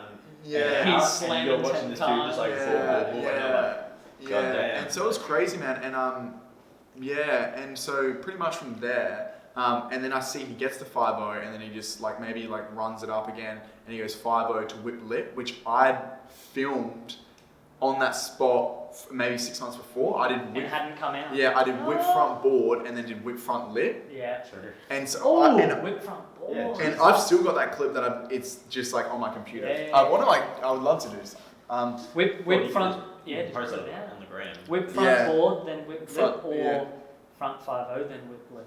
I don't know. I think front 5-0 is like a pretty good range of I like the diversity in Woody's line, but to whip front board something and then frickin' whip front lip, the bigger one, the second rail's the bigger one. I almost, to me it's like, I don't know at all, but it seems like more difficult to hit the rail from the same side twice in a row, like front side and front side. It almost seems better to like land and then hit it from the other side for some. Because you kind of curve. But I remember Woody, it's different because he's front 5. Oh wait, he can kind of like lean off. No, he went on the outside rail. He's goofy, so he would have had to go then over. I don't know. Is Woody goofy or regular? I'm absolutely blanking. He's goofy. Yeah, I'm pretty sure he's goofy. He's goofy. No, I think he's regular. Because he whipped out of the Toowoomba half pipe. I watched a clip of him. I swear he whipped out of the Toowoomba half pipe. He's goofy. I watched a clip of him Botanical. He is goofy. He is. Yeah, he is. No, he definitely is. Anyway, but I remember being there. And when I... Sorry? What stands for you? I'm goofy. You boys. You have to think of I was like, you better say this right. I'm bad at that, bro. I'm regular. You're regular. I know you're regular. I know Reese Jones is goofy. I know Nathan's reg. And that's as far as it goes. Like, I remember because I've ridden with him so much. I remember I filmed that clip that, whip front board and whip front lip. But I remember at the time I was like, I want to do a whip front board down the bigger one. And they were just like, everyone was like, nah. Kevin Austin was like, don't do that. And I was like, why not? And he's like, Reese Jones has done that. And I didn't really know the etiquette at that point. Like I was, 17 or whatever, and like really transitioning the street thing and not, and because Reese had done that as an ender for like, he did like a crook down the first and then whip front board the second one. And it was a heavy was clip, man. Was that a Sydney video? That was a route video. Yeah, the Sydney trip, whatever. And it was incredible. And I'm so glad I didn't, and I ended up doing the other one, and then Woody did the trick, and then that footage nothing ever happened to it, and I still have it. I might put it on the Instagram or something. For sure. We'll give it to us to accompany the video. But so that was kind of where things were going. And then we kind of skip forward a little bit. Like, let's say that's like, I think that's like 2018, to tell you the truth. I was going through like a lot of partying and stuff as like a test of time. Like Josie and I had this conversation. Test of time for a rider is like that party stage. Is like whether you want to pursue that, and like I'd like to think I have like a healthy balance. Yeah, I have like a balance between the two. Do you know what I mean? But when I was in that age, being 18, being in Adelaide and people like knowing of like my scootering and stuff, it was, I not took advantage of that. Like as a figure or whatever, I just really enjoyed. I hung out with quite a few people or whatever it may be, and really enjoyed partying and stuff. And then I think kept doing that, but kept chipping away at my park riding. Went up to a 6 wide. Like the Dissidence ALC4 came out, the limited, and I was doing that essentially. And then I think it got to the point where I'd come up. Actually, by now I'd done some Brisbane trips. You guys cold? Yeah, I could go for a little bit down. Oh, I was gonna say it's like. Are you guys too cold? That's what I'm saying. I could go for it. Sorry. I think by now in the mix of this, I'd actually been up and stayed. There was a trip I came up and stayed with you. And I remember I couldn't sleep and I was like calling you at like 2 or 3 in the morning. I was at the Highgate Hill House. Oh. Remember that? Oh god. I couldn't sleep. It was like 4 in the morning, and I was like calling Reggie like, dude, I need to come stay with you, and you're just like, no, I'm on the you asleep, like, you know what I mean? Yeah. And Woody was just unconscious. And I'm just like in the room, and next door it was like someone's 21st that night, like Clay's brother. I think it was like his 21st. That's a party. And that was like 4 in the morning, and I had this contest, and I remember like I went to bed at I went and slept for like an hour or something. Wait, you had a contest the next day? Where? Syndicate Circuit. Capella Bar. No. Oh, this is is it Varsity Lakes? Varsity. Yeah. So skip forward and like. Gosh. Yeah. And so I like didn't sleep. And I remember we drove there, and it was like there's a few of us in the car. I'm just like trying to sleep in the car, and I remember being like, I'm not even gonna ride today, and had a good ride on that day. You know what I mean? Got some tricks that I was happy with and whatnot. But so anyway, move forward. I'd come to Brisbane, I think maybe once or twice, and first time it was staying like there at the Highgate Hill House, and then I think the following, maybe there was another trip in there where I stayed at the native house, the Taringa house. I'm not sure how that came about and what that was for, or maybe it was, I'm not sure. Either you or Grant. All gonna just hit me up. Yeah.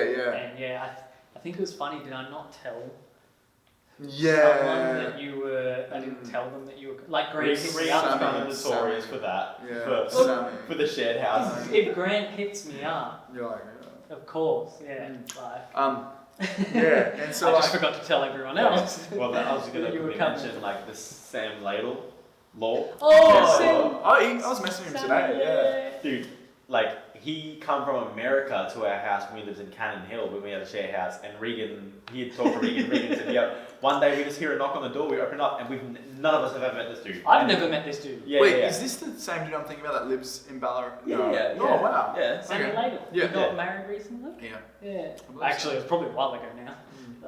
I'm like cooking on his last name. Is it Ladle or Ladle? I'm or Ladle? The most dyslexic. I swear it's Ladle. He knows who. It's Ladle law because the joke was he lays down the law. But yeah. Anyway. But he shows up and he's got like these boots on. He's got like a scooter next to him, and I'm like, has this scooter kid like found our address? Like, the fam hungry house address? And he's like, I'm like supposed to be staying here for the next couple of months. Like, no way. Wow. Like, come in. Yeah, wow, that's incredible. I think it was Sammy. Best friendship. Like, he's an amazing, sickest dude. Like, we just can't remember his last name. It's been a while, Sammy. But yeah, so we this is you where don't even things, have to. You just rock up at any house you want. This is where things like start to like, I suppose, in street riding, kind of get recognition. I suppose. Yeah. I don't know. Recognition. I don't know. People like acknowledge some tricks or whatever. I don't know. But we pretty much from then. So like I think I'd stayed at the house maybe like once or twice, and then I think Kai and I became. There was a trip actually. I did do another trip where I stayed at the house. And Kai was there as well, and you wasn't. And Kai were hanging out a lot. Yeah, we were hanging out a lot, and like it was, to my disbelief, we became good friends because I really idolized this dude and stuff. I can't remember what the reason that I was up there for, but I was staying at the native house. Yeah, and I think, and I don't. It must have been something to do with some sort of event, NBYs or whatever, and then I became in the mix with you guys, I suppose, and hung out, had a good time, and filmed some stuff for like. My AOSV 5 video, like some footage that you filmed, like back then, man. And then that was like my first sort of like real filming in the street. Do you know what I mean? I suppose. I posted on Syndicate Instagram just not too long ago. I found that old time. Yes, that's the trick, man. That's the trick. The backup. Yeah. The backup. I saw that. I should have reposted it. Yeah. Because I've always wanted to that footage. I reckon I hit up Reese, being like, "Do you know where it is?" And he'd be like, "It's on some handy cam somewhere." But that was the trip that I kind of like got to meet people, or like meet the native dudes and stuff, and like start to form like a friendship and stuff. And then I think I went back to Adelaide and kept partying and whatever, riding and slowly trying to progress or whatever. And then I think like Brisbane Street Jam, like that was the next thing, I suppose. You came back for the 2019. Was it 2019? 2019. We didn't have one. No, 2020 definitely, but we didn't have one last year. It was 2019. That's right. 2019 we still had one. Yeah, true. Where that dude was rapping at the end. Yeah. And so like that year, like Kai and I both been like, okay, let's stay at the native house if we can, sweet house. And so we were like, we'll do 3 weeks. That was kind of like, I don't know, we were always like 3 weeks. You know what I mean? Like that's enough time. Never enough time. I think the trip before, man, as well, that I kept changing my flight, like spent $200 because I changed my flight 4 times to stay longer. I would be like, I feel so bad. I want to stay another week. Or I want to stay like another initially it was like another week, and then it was like, I want to stay another 2 days or another 2 days, and then I was paying that, and Grant was like, shake the Brisbane vibe. Grant just kept on getting like all these email confirmations because he initially booked it, then I was changing it, and he was just like getting it all the time, being like, what the fuck, like how long is this kid staying for? And then, and because I just felt bad because I kept on being like, hey, can I stay longer, Reese? And I remember being like, I'm gonna buy you, like, I'll buy you a case or whatever. You know what I mean? He ended up saying to me, he's like, tell Will, like, he doesn't have to keep saying he's gonna buy me beer. Like, he can just stay. And then eventually, dude, I kept on saying, like, I'm so sorry, like, I hope I'm not in the way of your life or anything. And then eventually, like, it came down to the day where I was flying out. I didn't have a car. Like, Reese didn't have a car at the time around. Like, maybe not. I think his partner was driving, had a car there. And so, and I wasn't like gonna carry a case back like 5Ks or whatever. So I remember leaving and being like, and then he literally was like to me like, what about that case? And I was just like, and I was like, I'm so sorry. Like next time. And I don't know if it ever came around. Hey, but then Brisbane. Street Jam, I come up, there might have been, so I'm staying there, it's like me, Juzzy and Kai, like all sleeping in the room, and that was cool as, like I was like Juzzy and Kai, like, you know, we're like kind of fighting over, like getting in the shower and stuff, and like, because Woody had been staying. Like getting in the shower, fighting over getting in the shower. And it was just like a cool experience, you know what I mean, like Juzzy was going out doing his thing at night, and then Kai and I were like, you know, going to the night out, and like just snacking away or whatever, and like, Woody was he was like spending a lot of time in that room, man. And I remember when we got into the room, there was like some remains in there, and we're just like, Woody remains. I'm not gonna say, but it was just like Woody just makes a place. Like it was just a lot of stuff was in there that we didn't need to clean up after. It was, and so you know, Juzzy had the bed because he was there first, and him and Kai were beefing over that. And I was like, I'll just be in the corner, and then Kai was the next thing. So it was like three of us in the room. Kai and Juzzy beefing over a bed. Because you know how Kai's like, you know, shot. Dude. And so like that had kind of happened. Sorry that I've just carried this out so much. I'm getting there. I'm getting our first episode can be our longest ever episode. That's pretty dope. And so pretty much just like if you're still watching, that's good. Like good on you for sticking through it. Dude, millions of viewers, guaranteed. But and so pretty much like that had happened, and I remember I really at this time was like really like working on my combos into rails, like the whips and the whips and like the different variations of lips and bars and whatnot. And I remember that's kind of like that was really my focus. It wasn't about doing like you know spinning on rails or anything at the time or hurricanes or really the diversity wasn't there as such. And a trip before I'd done a flip down botanical down the stair set for a photograph and so coming to the street jam I was like okay. I'm like really nervous and I really want to show people what I can do on botanical because I've ridden it a couple times by then and I'd done a few tricks on it which I was pleased with. I actually filmed a video clip on it the previous trip, double whip to lip down it. And I remember speaking to like a few of the boys, being like to Kevin's like, don't do it man, save it, like don't do it at the street jam, save it for your video part. Like everyone was telling me, I was like, I just want to get myself more like out there on the map, do you know what I mean? So like the night before, man, typically me like didn't really sleep, like got 3 hours of sleep because I was so nervous. So I like woke up and was like, oh my, you know, like so nervous and stuff. Like I don't know if I've got this in me or whatever. Like now I haven't slept. I don't know if I'm capable of like doing these tricks. And I was like riding. I was like, you know, I remember we were leaving the house and I was so nervous. And I remember like there wasn't enough room in the car, so I was in the back of like the Ute. The red Ute. The red Ute. I was in the back, man, because there was enough. The car was full, and then Guy. Guy. Guy. Everyone knows Guy. Guy Parrott.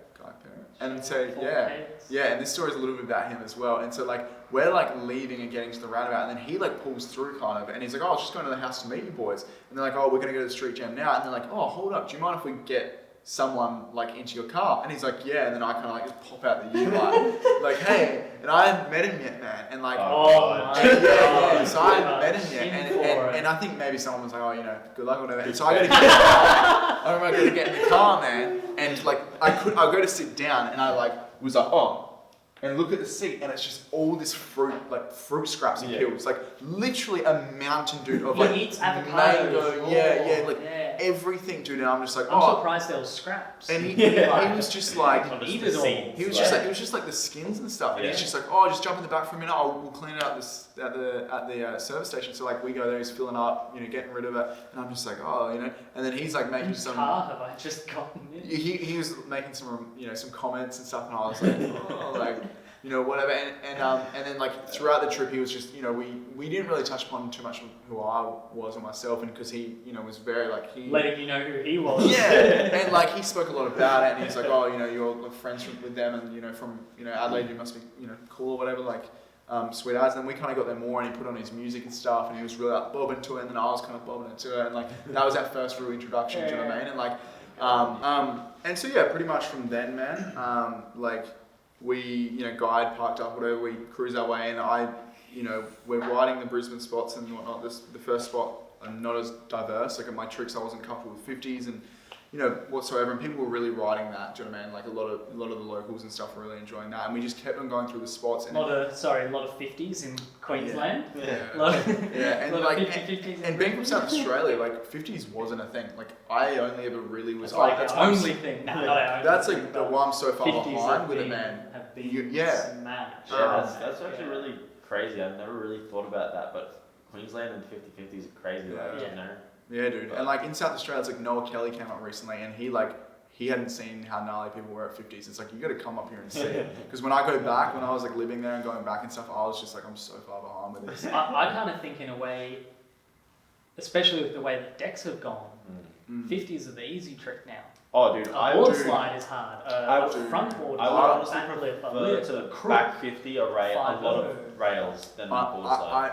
I see a lot of dudes. Yeah, I see a lot of dudes now riding like a 6.66 and doing 50s, and I'm like, that's incredible because I'm not as confident with 50s and stuff. But sometimes I'm just like, that's too easy. Like, no, well it's not. It's easy. First of all, a 666 is actually only 5.7 on the bottom. Really? Mm-hmm.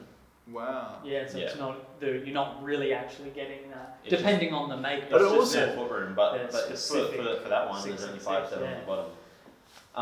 I was talking to Zayden about this, that a lot of people, like 6 almost makes it more difficult in a sense that a lot of people aren't slamming into 50s like you used to. Yeah. So like, you know, when you feel those wheels smack that rail, you're in it. Yeah. People just are like going a lot more just like parallel with the rail. That's me, and it's like, that to me is like, you're gonna fall because you're sort of like, oh, I'll just land on it. It's like, nah, you gotta you gotta really slam into it. But yeah, so like, you know, people are riding that where there's the shootout, you know, the shootout ledge and stuff and the riding, and we get to like, you know, a few spots or whatever, and I'm kind of just like, you know, here and there, like kind of having a couple of tricks or whatever, but I was like, botanical, like this is where I want to be. So we're at Kangaroo Point, and we like people start throwing down, like Kevin, like there's dudes front flipping down. I remember like people like Woody.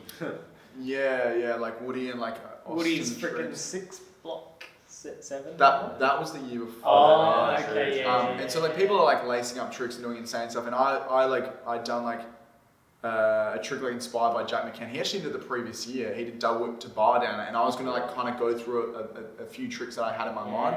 Then I was gonna do a triple heel whip down like the last set, and I remember just like pushing it and being like, oh, I better check my bars because I ride an aluminium bar, and I remember just seeing like a crack in it, and I'm like, I'm done. Like I came here specifically just for botanical. I haven't slept well, and I've just scrapped it. And I remember like going around and asking everyone like, oh, could I borrow someone's bars for botanical? And like everyone, this is the point I think they had bars custom made for me, taller. And so it was like all the bars were smaller. You're like pushing the limit of and everyone's running steel bars, you know what I mean? Like as well, so I'm like, I'm gonna have to ride a steel bar down this. And then I think I got to botanical and I was just like, I remember we got there and I was like, I'm not even going to ride it, like whatever, I kind of blew this trip. Like that's how I felt because I put so much, energy towards it.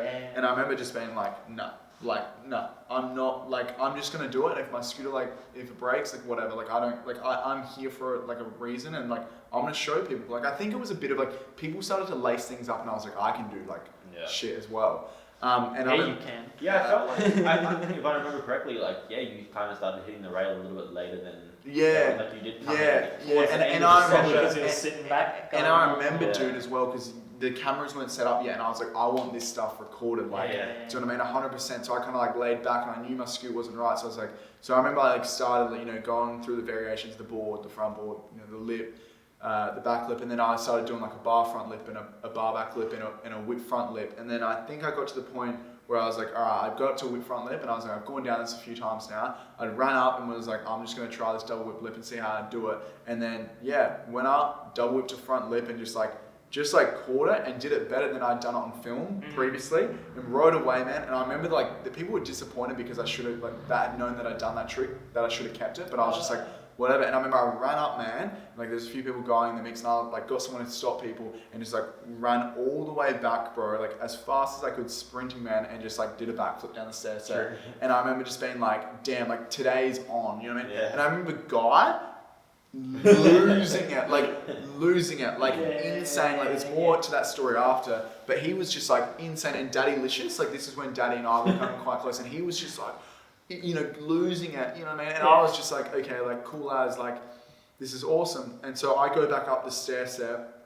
and I'm like, what more could I have? Like, you know, at West Beach Skate Park, there's a rail that's it was similar but smaller, and I was like, if I've got some tricks in the back of my mind, I'll be able to do, if I can do them on that rail, I'll be able to do it here. I remember like roll back up, and I do like bar rewind to back lip. Yeah. And I remember I did that and was like, dude, it's on right now. Like, rewind. Well, I don't think it's bar rewind. It's like, what is the motion?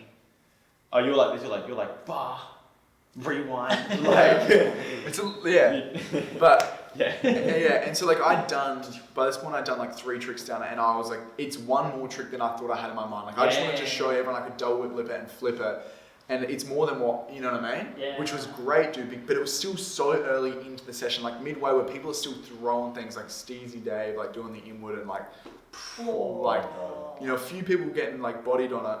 Yeah, excuse me, and I get bodied there every year. And so I was just like, all right, I'm gonna keep going. Like I'm not gonna like let it down. So did the bar round backflip, and I was over the moon. Like by this point, I was surprising myself and being a dickhead and like doing the claim, like yeah, like just because I was so hyped. And now, like I would hate to see myself do that now. That's the street jam hype. And there was like, it was great, man. It was a great day, and it definitely is up there with that day of the flip bar whip for sure. And then I go and I'm like, okay, I just learned how to whip back lip down like this West Beach rail. Surely I'll be able to do that. And I remember I was doing like a whip back lip, and I'd done it, and I remember Juzzy in this footage of Juzzy being like, he's doing a whip back lip, get loud, and like making them clap and stuff, and like because there was like a bit of like, because it was you and like you got all the tricks, like the whip back lip, people didn't necessarily get hyped for it. Yeah. But like, and I was like next to Juzzy around that point, and like we're just like, dude, a whip back lip, if anybody had done a whip back lip on this rail, like this would just never be not spoken about ever again, you know what I mean? But something about your riding and how things can be quite effortless for you, and you ended up doing a better trick. But the whip back lip is just like such a trick, you know? And so I was like in my mind, as soon as I landed, I was like, dude, I got time for something else, do you know what I mean? Yeah. Like, that's so crazy, a whip back lip. It's I think it's my favourite trick, a whip back lip. Yeah, like one of the most. It's like a kickflip back lip for me. Like that when I love seeing that and stuff. And so for scootering, it's a whip back lip. You see that from some people, but it is not a common. You see it time to time. It's common. Like that is so unfathomably gnarly, on botanical. Like, but yeah, so did you say you did something? Hold up. So then I did like my memory's pretty bad. I did the whip back lip, and I was like, okay, and Juzzy's like, and I've done it like 2 or 3 times, and people are like, obviously he's gonna whip out, he's gonna add something into the mix. And then I was just like, all right, like sweet, like I know what I want to do. And then and like Juzzy was getting people loud, and I'd done like maybe 3 of them or something, and then I was like, I want to do 3 whip back lips, and then I was like in a row at the street. Yeah, and then I was like, all right, I'm gonna try. I started coming off the like 4th or 5th, I think, and then I was like, I want to do a whip bar to back lip. And then I'd run it up, and people could see by now that I was whipping and like kind of jolting my bars in the end, and they saw that I had enough time. So people were like, okay, and I think it was getting towards the end where Matisse was trying his ice to manual, and it was like sort of like getting last tricks, you know what I mean? And I was like, you know, like I was like, okay, it's like kind of now or never. It was a moment. It was kind of like that moment when I thought of my friend before doing the flip bar whip trick.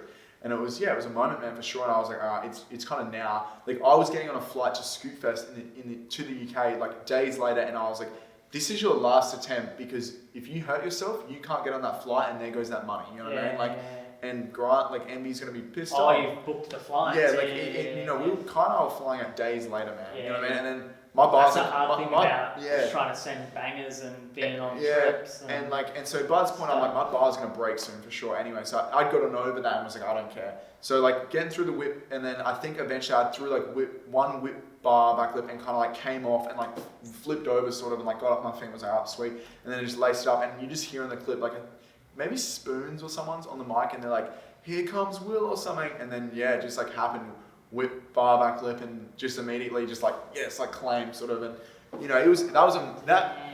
just that day, not necessarily that moment, but I just remember like we were getting all hyped and I remember Donald getting excited because him and I were forming a good relation, like good friendship and stuff. And it was gnarly, man. And I remember like Guy getting hyped and like, he's the hype man. And Guy, I remember like later on, whether it was like a week later or whether it was that night, he was just like, dude, I had the whole time, so like, after this we celebrate, Matisse and I end up taking it out together. And I was glad because I was like, I only rode the last spot. I'm really happy and like, Kevin. I think I had to have conversations, like I always get all the boys together and go like, all right, off my memory of the day, this is what I thought. And like, I think that had to even come up in conversation, like, you didn't hit this spot, this spot, this spot, but it's like, but a whip, bar, back lip can cut, a whip, bar, back lip, double whip, lip. That's the thing. You end up trying to judge these street jams, and you're like, for one person you'd be like, oh yeah, he killed this spot, this spot, this spot, but then you're like, this person killed this one spot with all these NBDs, like especially on that spot. Like I think Matisse is the real winner of the street jam. I just think I was fortunate with like the tricks, and I'm glad that we split it two like NB dudes, like a blunt and an NB dude, and that was awesome. And I remember like we went and party that night, or like we went to the pool, like the South Bank pool. There was a few of us like drinking there or whatever. I can't remember what happened afterwards. I think we're at the house, and we even went to another house or something. And anyway, it was all fun and stuff. And then I called Grant, and I was like, I won the street jam, and Grant, not getting hyped at all, just being like, cool, so you're getting on your flight soon or something? And I was just like, you don't get it, like, you don't, like, but that's great for me because it's always been great because I know that I always want his sort of like appreciation, so I'm always, he's always worked like that, and that's tell him that, he'll keep pushing, that's good. But damn. Did you just cut yourself? Yeah, my ring, dude, I was like, but that's silly. But anyway, so pretty much like that had happened. I told him and he's like, great, you can get on your flight. And I'm like, yeah, awesome. That's what I was more hyped, being like, I'm getting on my flight. And I was actually at this time, man, we were in the wraps of like, I actually like had a partner in Adelaide. And this was like the first time that I'd like been in love before, and I was like, 19, like, and this is the first time I'd really like kind of committed myself to someone. And it was like a really beautiful thing. Do you know what I mean? Like, it's still today, like her and I have got a good friendship, and she lives in New South Wales now, and we still speak and stuff, but it was a really big part of my life, dude. Like I was like head over heels in love. Like you guys would know the feeling of like when nothing else matters, what I mean? I don't know if you've ever been like that, but for me, nothing else mattered. I missed something as well. It's terrible. And pretty much like head over heels, dude. Yeah, damn, dude. Jesus, dude. Had a fatality. I'll just get you Thanks, bro. Thanks, brother. We'll try and get this done in the next half an hour, sorry. That's alright. That's all good. Be cool to look back on this documentation. Hell yeah. But anyway, so like I was like, in love, dude. You know what I mean? Like head over heels, like her and I had like a really great relationship. She lived a very different lifestyle, like a very like, I was brought up, my parents were fairly, not like strict or anything, but fairly straight, and she was like very organic and authentic, and like, it was like her house was very like a surf house, like a very like shacky sort of vibe, and it was always a getaway for me at home, and I spent a lot of time there, and it's not like I was avoiding like trying to get out of home, but it was just a different environment that I like inspired to be like, or like live like, whatever. And definitely, dude, this is gonna be so distracting. That's alright, just hold it there. Yeah. Just like when you get a shave cut, just put like a little bit in there. I wouldn't know. You would know. Shave. Yeah. You can tell. But and so pretty much like it was that period of my life was incredible, dude. I found like a new genre of music, I suppose. Like I found like, when you were younger and then you find your niche of music, that happened to me later on. Like I feel. Hip-hop? Yeah, for you, like it was like that, but I just kind of listened to whatever like was in Scooter Edits or whatever, and like some artists. But I really, really found like musicians that I could really relate with, and it was all happening at the same time, man. Do you know what I mean? Like, not only was I like in love, dude, like thinking like, I want to be with this girl forever. Do you know what I mean? Like she's had the most impact on my life. One of the most influential impacts on my life in 4 or 5, 6 months. Like that we, you know what I mean? Like it was a short period, but it was just, it was crazy, man. It was a crazy time. Like that was going on. I remember telling her. Street Jam. And the thing was, man, not only I came off the back of that Street Jam, but before that, Adelaide Street Jam was a week before, and I won the best, like the trick of the day or whatever. They didn't have like a winner because Kai would have won that. It was kind of like just best trick of the day. Kai was lacing up every spot and I wasn't at all. I'm like, but I ended up hitting this like. Well, that kind of seems to be your recurring thing. Is you're not like winning the comp throughout the day, but I might have BRISBANE come through at the last minute, trick or Brisbane whatever. Street Jam come through. And so so like I just like won the Adelaide Street Jam, and then then I won it with Matisse, the Brisbane. Sorry, and so like it was crazy, man. Like I was a dude living at home, and I was earning money, man. Like I was winning contests and getting money, and it was really crazy to have that, like to be able to like look at like I don't, like it sounds horrible, but I'm really poor with money. Money's really, I'm horrible, man. Like, not like I don't, I'm just terrible. I'm just like, like it will come and go. And like, that's how my mum treats it. And I'm like, you know what I mean? Like, it's not something that I have to like really strap myself back or whatever. So it was crazy, man. Like, I was just, getting money paid by Emmy and like, decent money or whatever. And then I was winning these contests, Adelaide and then, Brisbane. And then I was flying out to the UK and I was in love, dude. And like, it was a time where I was designing my signature deck as well, so it was all happening, man. Like it was probably the most influential point of my life, to tell you the truth. Like where it's all coming together. All coming together. And then I'm like sitting around, like I remember like going to this girl's house and like having all this money in my wallet and stuff because like from the competition and you know what I mean. Like it was just a crazy period, man. And like there's not much to say about the Adelaide Jam. Like I just got fortunate to hit like it's like a big 20 ser or like with like an aluminium sort of like king, but it's steep and stuff and. There's not too much to cover about that day besides, like the last trick, the back lip, and I did a front lip as well. And then, then a week later we flew to Brisbane, and then that all happened, what I explained. And then, and so while we were in Brisbane, did I tell you about the guy part, what he said to me?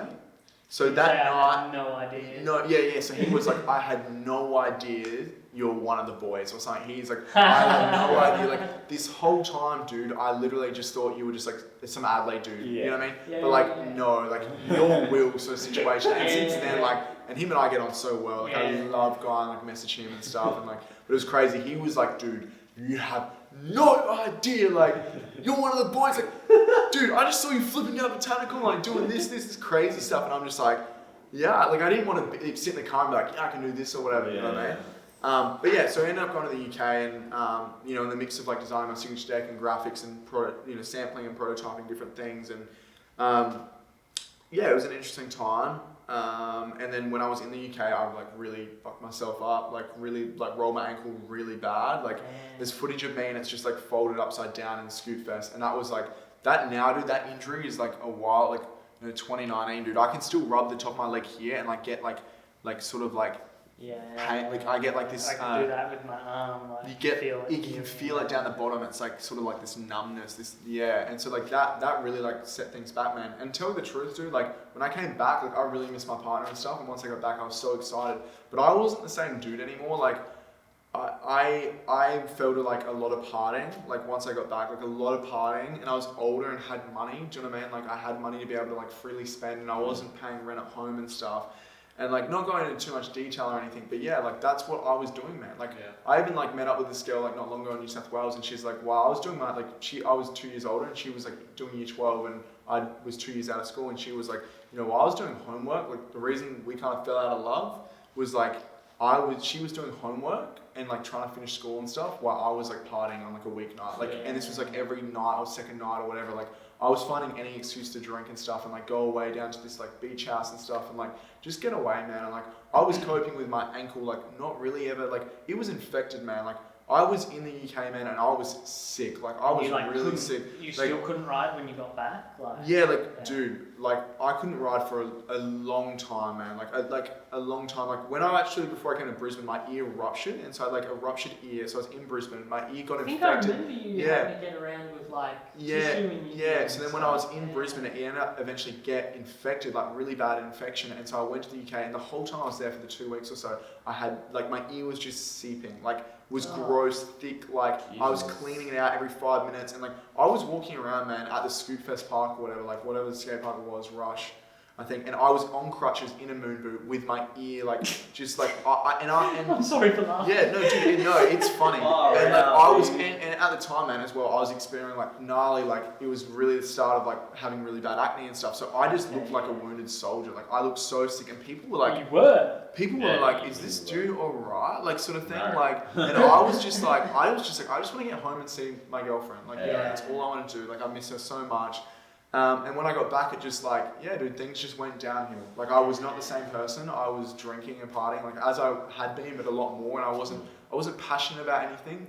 Like nothing really. Yeah, I just wasn't driven by anything anymore. And it was a big like 6 months, man. I reckon of scootering where like I was off for like 3 months easily. And dude, tell you the truth. Just a mad low. Yeah, and tell you the truth, as I had this ear infection when I got back, I went on a course of antibiotics, man. And one day, like my ankle, like, I could kind of walk on it, but one day I couldn't because I was in so much pain. And I showed my neighbor, man, and the whole thing's red. Like it's swollen as still, but the whole thing's red. And it's actually when you pressed into it, it went yellow. And so the thing was, my ankle, the whole of it was infected. The whole ankle, dude. And so some shit went on inside because I kind of cut it when I rolled it, and it got infected, man. And I literally like went on the antibiotics, man. And I went and saw went to my physio, and he was like, man, it probably cooked my ankle out even more. But he was just like, dude, like you could have had that thing amputated, like that thing, like it was so infected. From my just like being descriptive to him, he was just like, that is, you know, next level. Like that's dangerous. And like, because my neighbor was like, you need to get that solved. And then luckily I was on the antibiotics for my ear for the infection, healed that and got the infection out of my leg, like my ankle, and infected. Just infected, and like I cleared that up, dude. Yeah. Yeah, it was just like a course of antibiotics that cleared it up, and then it was just like physio on my ankle. And tell you the truth, I wasn't even really doing that, man. Like I was just like giving up. By then I was partying, like I'd given up because I was like, damn, dude, like I've just kind of thrown this all away. I have a signature deck coming out, which I can't even promote, essentially. It's going to be like based off old footage. I had some footage for a video part kind of laying around, but then COVID kind of like, this was going to 2020. Yeah. And COVID kind of just like, you know, came out, man, and like my relationship with this girl, you know, we'd had a fallout, like it just didn't happen, and like, you know, unfortunately that's just how it was. And like, I do not, you know, like blame her whatsoever, because where I was in my life, it wasn't a healthy state. And her and I still like talk and hang out and like get along super well and stuff, and have that respect for each other. And like I'll always know her as like my first love. Do you know what I mean? Yeah. And yeah, dude. So it was like I was in that, and it was like 6 months, like 3 months not really writing at all. Like even then, dude, I like kept rolling it. Even now, I still have like troubles occasionally. You know what I mean? Like I've got to be more like. But it was a long period, man, where I was like just. I've seen you getting around with the ankle brace on still just the other day. Yeah. And so like. I decided, like, pretty much I was like, okay, my deck coming out, this is great. We'd worked on that graphic, and it was an interesting experience, you know what I mean? Like, it was, you know, it was cool and stuff, and I'm, like, you know, all to Andy for making that happen. Yeah, for sure. But yeah, dude, so pretty much that had gone through the mix. I was injured, designing signature deck, a graphic, etc. You know, I think around this time, I'd gotten back, and like, you know, we were getting royalties for it eventually and whatnot, and it was, you know, it was incredible. It was an incredible time. Yeah, that's gonna be a gnarly feeling. Gnarly, like a royalty check was a gnarly feeling, you know, maybe like, wow. Like, in that, going on to that money stage of the competitions and whatnot, I was like, this is incredible. Do you know what I mean? A royalty check from a company that's selling the kind of amount of stuff that Envy's selling. Like. So yeah, it was like a crazy feeling, man, for sure.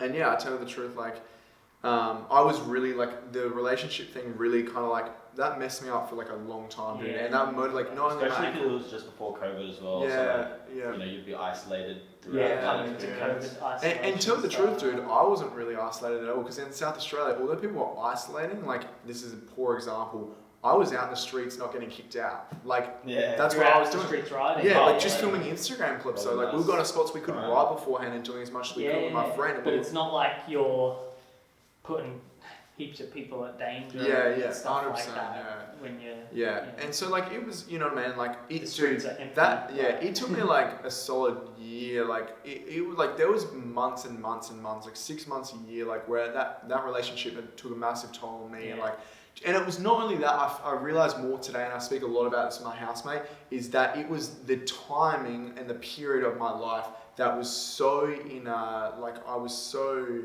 like immersed in it, and so like, you know, like everything, like I'd won the Adelaide Jam and the Brisbane, and then I had my signature deck, and like like all this sort of like money and stuff and whatnot, and these success in my own sort of area or whatever. Yeah. And it was really kind of just like, you know, that was going along. So, and music, I found, you love, specific genre and artists and stuff, and being in love and stuff, and like, it was a crazy time, bro, crazy. And that was, for that to all kind of pass on was really upsetting for me, I think. And still now I can dwell over it, and there's a lot of music that I can't listen to and songs or whatever. And and so like going through that, my deck came out, and, I was trying to get back into writing. Envy were asking for like a promo deck, like video, and I was like, I'm gonna, work with what I can, not having a film on Adelaide. How long before your video came out did your deck come out? I was late. I was like the fourth one. 6 months after. Yeah. And there's still some, and there's still some yeah. people that haven't even had theirs done yet. You know what I mean? Like, but yeah. But those other people maybe have had multiple ones done, decks in previous years and stuff like and so that. like that was like, Grant was like, I need this promo video, I need this, and I was like, I don't even have like a filmer. So a friend of mine who's Bon Engle is incredible. He's got his own brand called Luxury 2000s, like clothing. Yeah. Blind, and he is a surf filmer, and we thought we'd give it a crack, try and film this video together. And to like, I was really happy with the tricks and stuff, and for what it was, I wasn't really experienced, like I didn't have my own sort of knowledge about like camera equipment and stuff. I was like, I just want to record it, I don't care about the fisheye, I don't care about the camera and stuff. And it was kind of like, it was just like, it was Bond style, just rough, sort of ghetto, like, it's sort of like it is what it is, and like it doesn't need to be like a real specific sort of like filming technique or whatever all, and now I personally prefer that. But yeah, so it was cool. We did that, and it was mostly throughout COVID and stuff. And at this mix, I'd been like, I really want to get out to Brisbane and like live there and stuff. That video had that crazy, I think, backlit through the long down. Like, it was like a double set. Like it had like a long down. It was just one rail. Extra. Yeah, but it was down, and then didn't it have an extra out? The ender. Oh yeah. Like, man. Yeah, that. And like. You posted that on Instagram recently, and Envy posted that on Instagram. We would have to do like a separate video to even go into like, you know what I mean? I just mean that clip was when I saw that reposted on Insta. This is why sometimes Insta's good for stuff, is like, I didn't take it in enough when I guess first watched the video. And I'm like pretty infamous for like not remembering videos well. People will be like, oh, so this. I'm like, I just watched it last night, but I got no fucking idea what you're talking about. 100%. That rail, when I saw it again on Insta, I was just like, oh my god. I think that's when we were just like talking about like getting our shit together and starting to do a podcast, and just like just like have to but that's so gnarly, that rail, dude. Unbelievable. Appreciate that. I'm like very pleased with it. Is that your banger? Was that the ender? But so like that video, like, it was COVID times. We filmed that. Like I was happy with it. I had a song that meant a lot to me. And also like referred to a lot of like what I was talking about before, the time, and like a lot of the lyrics and like. So you're filming that deck promo video just coming out of that. And like I landed the last trick, dude, and if you see the raw clip, dude, like I land that last clip, and I don't think I've cried because of a trick, but I like rode away, man, and like cried because I knew that was the last trick. I was just like, I just like sit down and start crying, man, because I was so happy, and because that took me like I did 3 backflips down that, and like I was trying to board down that for a while and just couldn't, like I was like. Why'd you do 3 backflips down that? I wasn't landing them. Okay, so I was. How do you not land? I know, it's like, how do you not land that? What I was doing, like somehow, because I was picking up. That's the other thing I've seen with you, sorry to cut you off, but the kind of shit that you do, like double whips into big rails, like, what's the process? You can't miss the deck. No. I haven't seen you eat shit that much, to be honest. I don't want you to say that. You just... I'm going to go touch wood over here. But, man, it's not the type of trick that you can just take a foot off. No, like you're like the size and the technicality of the shit you do is just like has to be one and done. Slip a foot as you're landing and stuff. And then I think for that clip I'd boardied it and I was popping over so it's a stair set and then it's another flat stair set sort of thing, and I was popping over that down, that sort of angled down sort of thing. I was just jumping over and just making it over the stairs. You know what I mean? So I boardied it a few times and was okay with that. But then actually going a boardie through, I never I got footage of me doing it, and I maybe did it once or twice. One filming wasn't great and I didn't do it well either. Yeah. And then I actually boardied it and was okay, I'm hyped. I got the trick. Maybe I'll just one and done backlift it, try. You know what I mean? I was tossing up a few different tricks there. And backlipped it and kind of jumped over the rail and went on the rail, then jumped over and missed the last stair set and was and then the next one I went and I was okay, I do not have many shots of this, and I went to do it. My back will hit the rail, man. Hit the rail on that rail. It smacks it, and then I get onto it somehow. And then I think I literally just going to get to that down and just jump and body maybe I kind of held on to it. I think I hold on to it and fall and just tumble, dude. The amount of speed, I'm just tumbling away. So something like that size, at that point, you've messed up. Yeah. But you still try and you got to try and get on the rail and just use the rail to get you down to safety. If you stuck on that rail, man, that you're really gonna hurt yourself on that thing. So you are. Yeah. So I was okay, I went up to the filmer at the time and I was okay, this is my last attempt, dude. And I remember going up there, man, and and I didn't even have a moment of it wasn't a moment of this is it, that I've had previously, this is end and all or whatever. But I just did it, and rode away, man, and I went down, I was fine, I went going down it, and then the flat I was kind of sitting back on it because I was just trying to hold on. It was such a fast and rapid change from the previous rail, and I had so much speed, and rolled away, man. And definitely, I remember sitting there and maybe we had to film a couple more tricks after that. I think we filmed some more that day, but that was my banger. Do you know what I mean? That was the end. And I remember just sitting there and just crying and just being so happy. That I'd experienced so many things and how grateful I was for this to all be happening and stuff. And it was a crazy time, man. Yeah. You know what I mean? That video was really dedicated, you know what I mean? To specific and it was crazy, man. And glad I got that done, but it was really to get on my resume. Essentially, I was I need a video to present to people to show what I'm capable of. And there was used footage in there from the street jam, but I was hey, they're desperately asking for a video. This is what I'm going to present with them, and then I'm going to go up and film a better video that I'm more proud of, which leads to moving to Brisbane. You know what I mean? Like I said, I came moving into the darkness. Into the darkness, yeah. Like I said, I came up here on a 3-week holiday. Ended up things stuck around, and Connell, Connell was there was opportunity to be a paid filmer essentially for Envy, and Connell was keen on that and stuff, and so we pretty much. It was meant to be Matisse and I, but he was filming for his other project, so he focused on that, and we was meant to be Park as well. We were gonna have 2 sections, and it just pretty much just came down to I had by that point there was 5 tricks perhaps he'd filmed for the video, but I had 20. Full part. Yeah, I had a lot. I had 25 by now. I think we filmed 30 and only 25 made it in. Because there was a bunch of Matisse was filming a lot with Zayden because exactly, and we all knew Matisse's part was going to change the game. We all knew. For me, filming wise, I'm always kind of I've got a stationary, I want to trick a goal, but then I really want to see what I can add to it. And if I can't get it, that's fine. I'm not I haven't in the past really committed myself, and I still don't think I have a video part that I'm really proud of. This is I worked really hard for this. Do you know what I mean? It's more go to the spot, get the trick, let's go and keep going. That's my mentality in the past, and I definitely want to change that up because it's really it's overwhelming for me to think of going through all those battles and stuff. Do you know what I mean? Putting towards a video.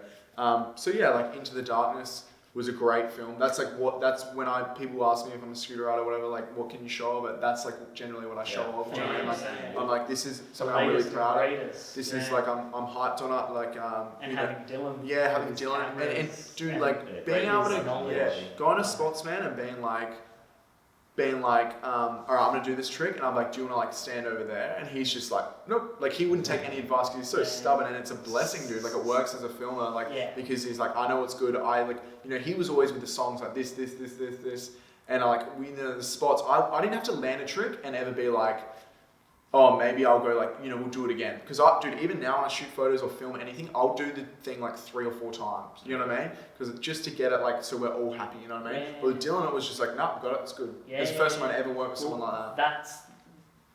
Must be so like awesome where you can go out with him and know that if you can get your trick, it's good. You don't even have to watch the clip. If Dylan goes, I have to run one more, I'm like, cool, like I don't care, I expected that. You know what I mean? Like it's always been like that growing up in South Australia, especially like people not being really familiar. Familiar with like even just filming Instagram clips, and like I'm, like trying to like put out like, things I'm really proud of and stuff, and knowing that I can do it better or, whatever.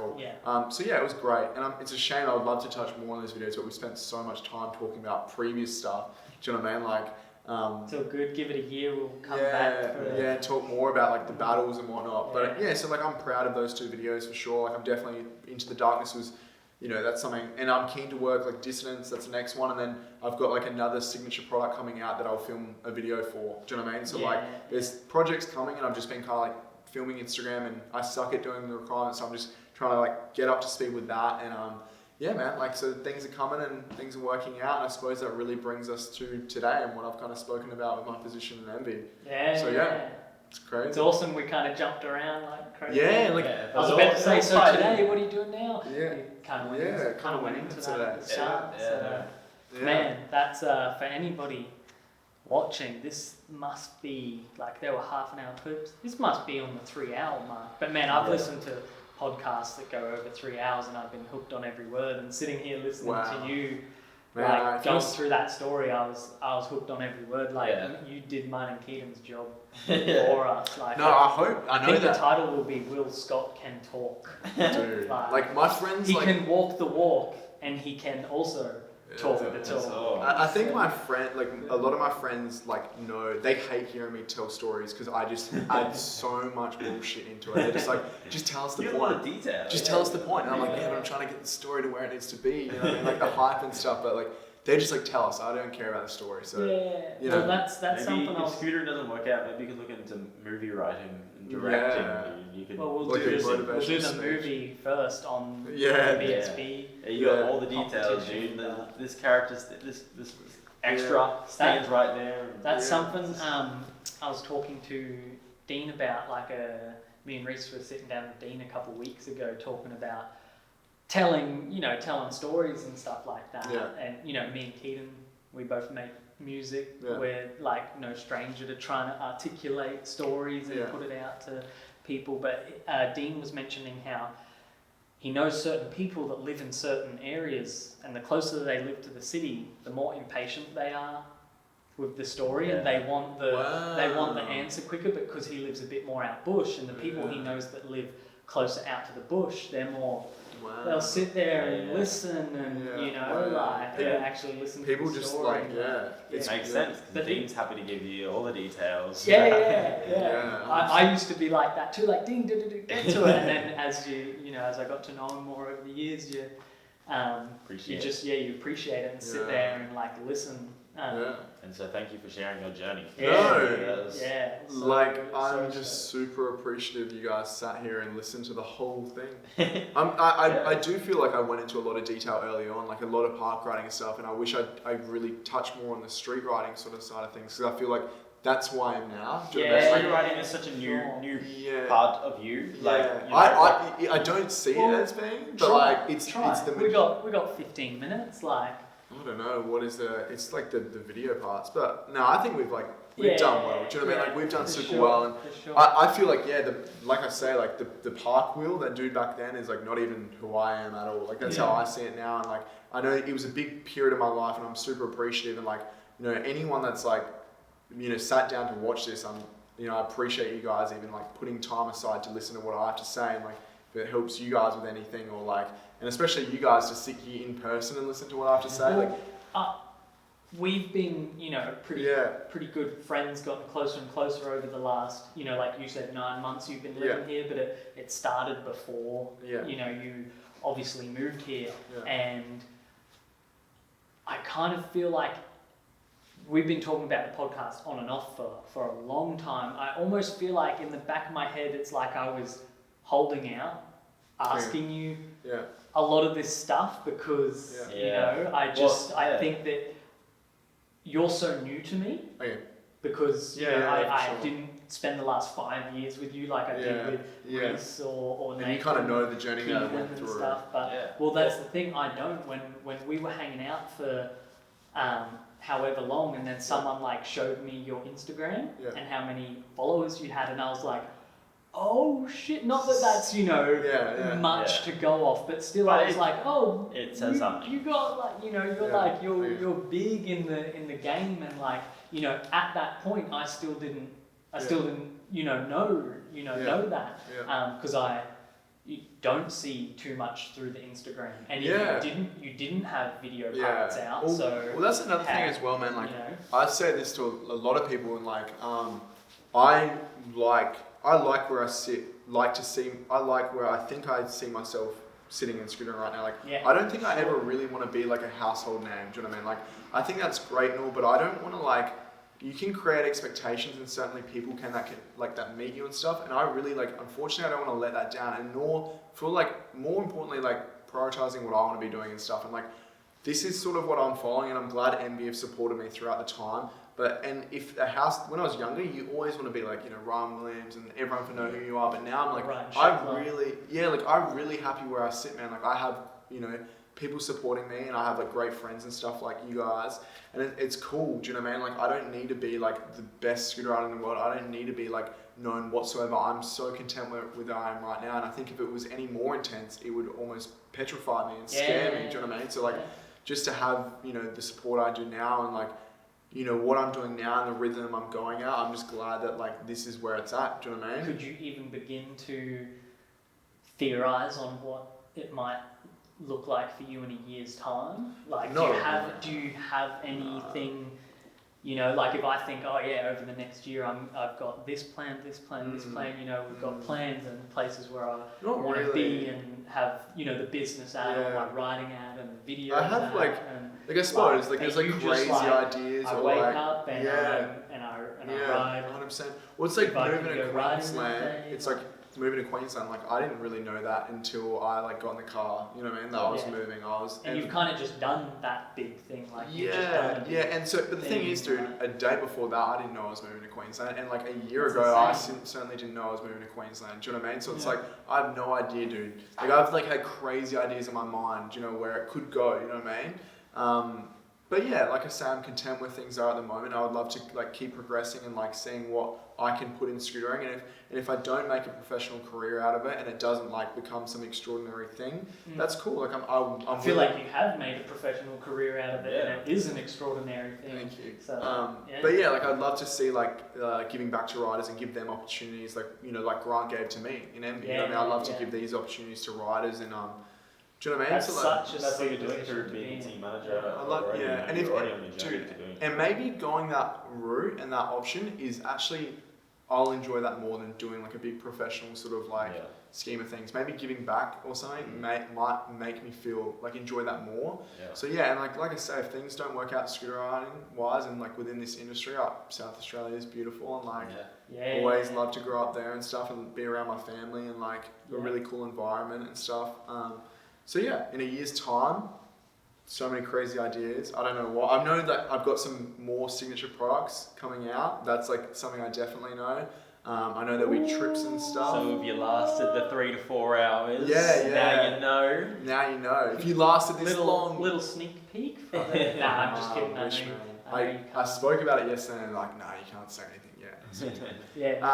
But definitely, so that's the only, tell you the truth, just a couple of products coming out, and there's more things that I've been working on with Envy. I didn't really touch on too much detail, but being involved with them and helping them decide with what products to come and stuff. Like a big part, you know, a whole nother story, but that I won't go into, but a big part is like all their next year's range, man. Like the end of this year's is like a lot of it's been decided by myself. Like the coal, I got to choose the bars, the clamp, the fork, you know, I'd say with the, you know, influence of the wheels or whatever. And, you know, the KOS, I got to choose the deck, and, you know, the Prodigy Street. There's, you know, a lot of things in there, man, that when I went into this meeting, I didn't sleep at night because I was so nervous.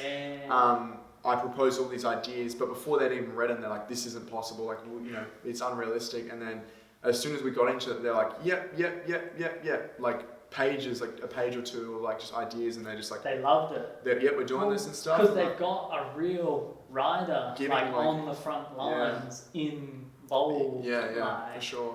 So, I think that's so sick, dude. And I've said that to you when we've been sitting down at the skate park talking. Like, you need to, like, I see Envy as this huge, you know, beast within scootering in a good way. Like, you know, so big.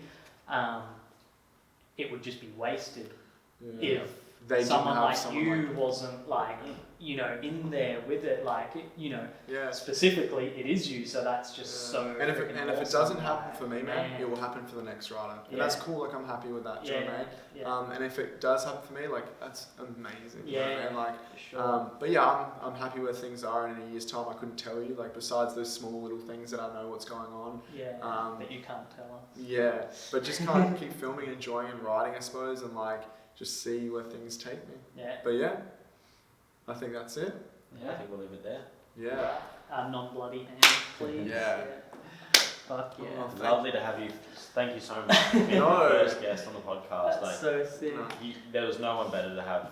So that's so it was 100%. And I don't have to do any editing for that. Like, because you didn't drop off. Like, there's nowhere to cut any of those stories anyway, because they'll start to finish. I even felt bad as the camera's getting to the 29-minute marks and stuff, and I'm like, oh, you're like like in the middle of something.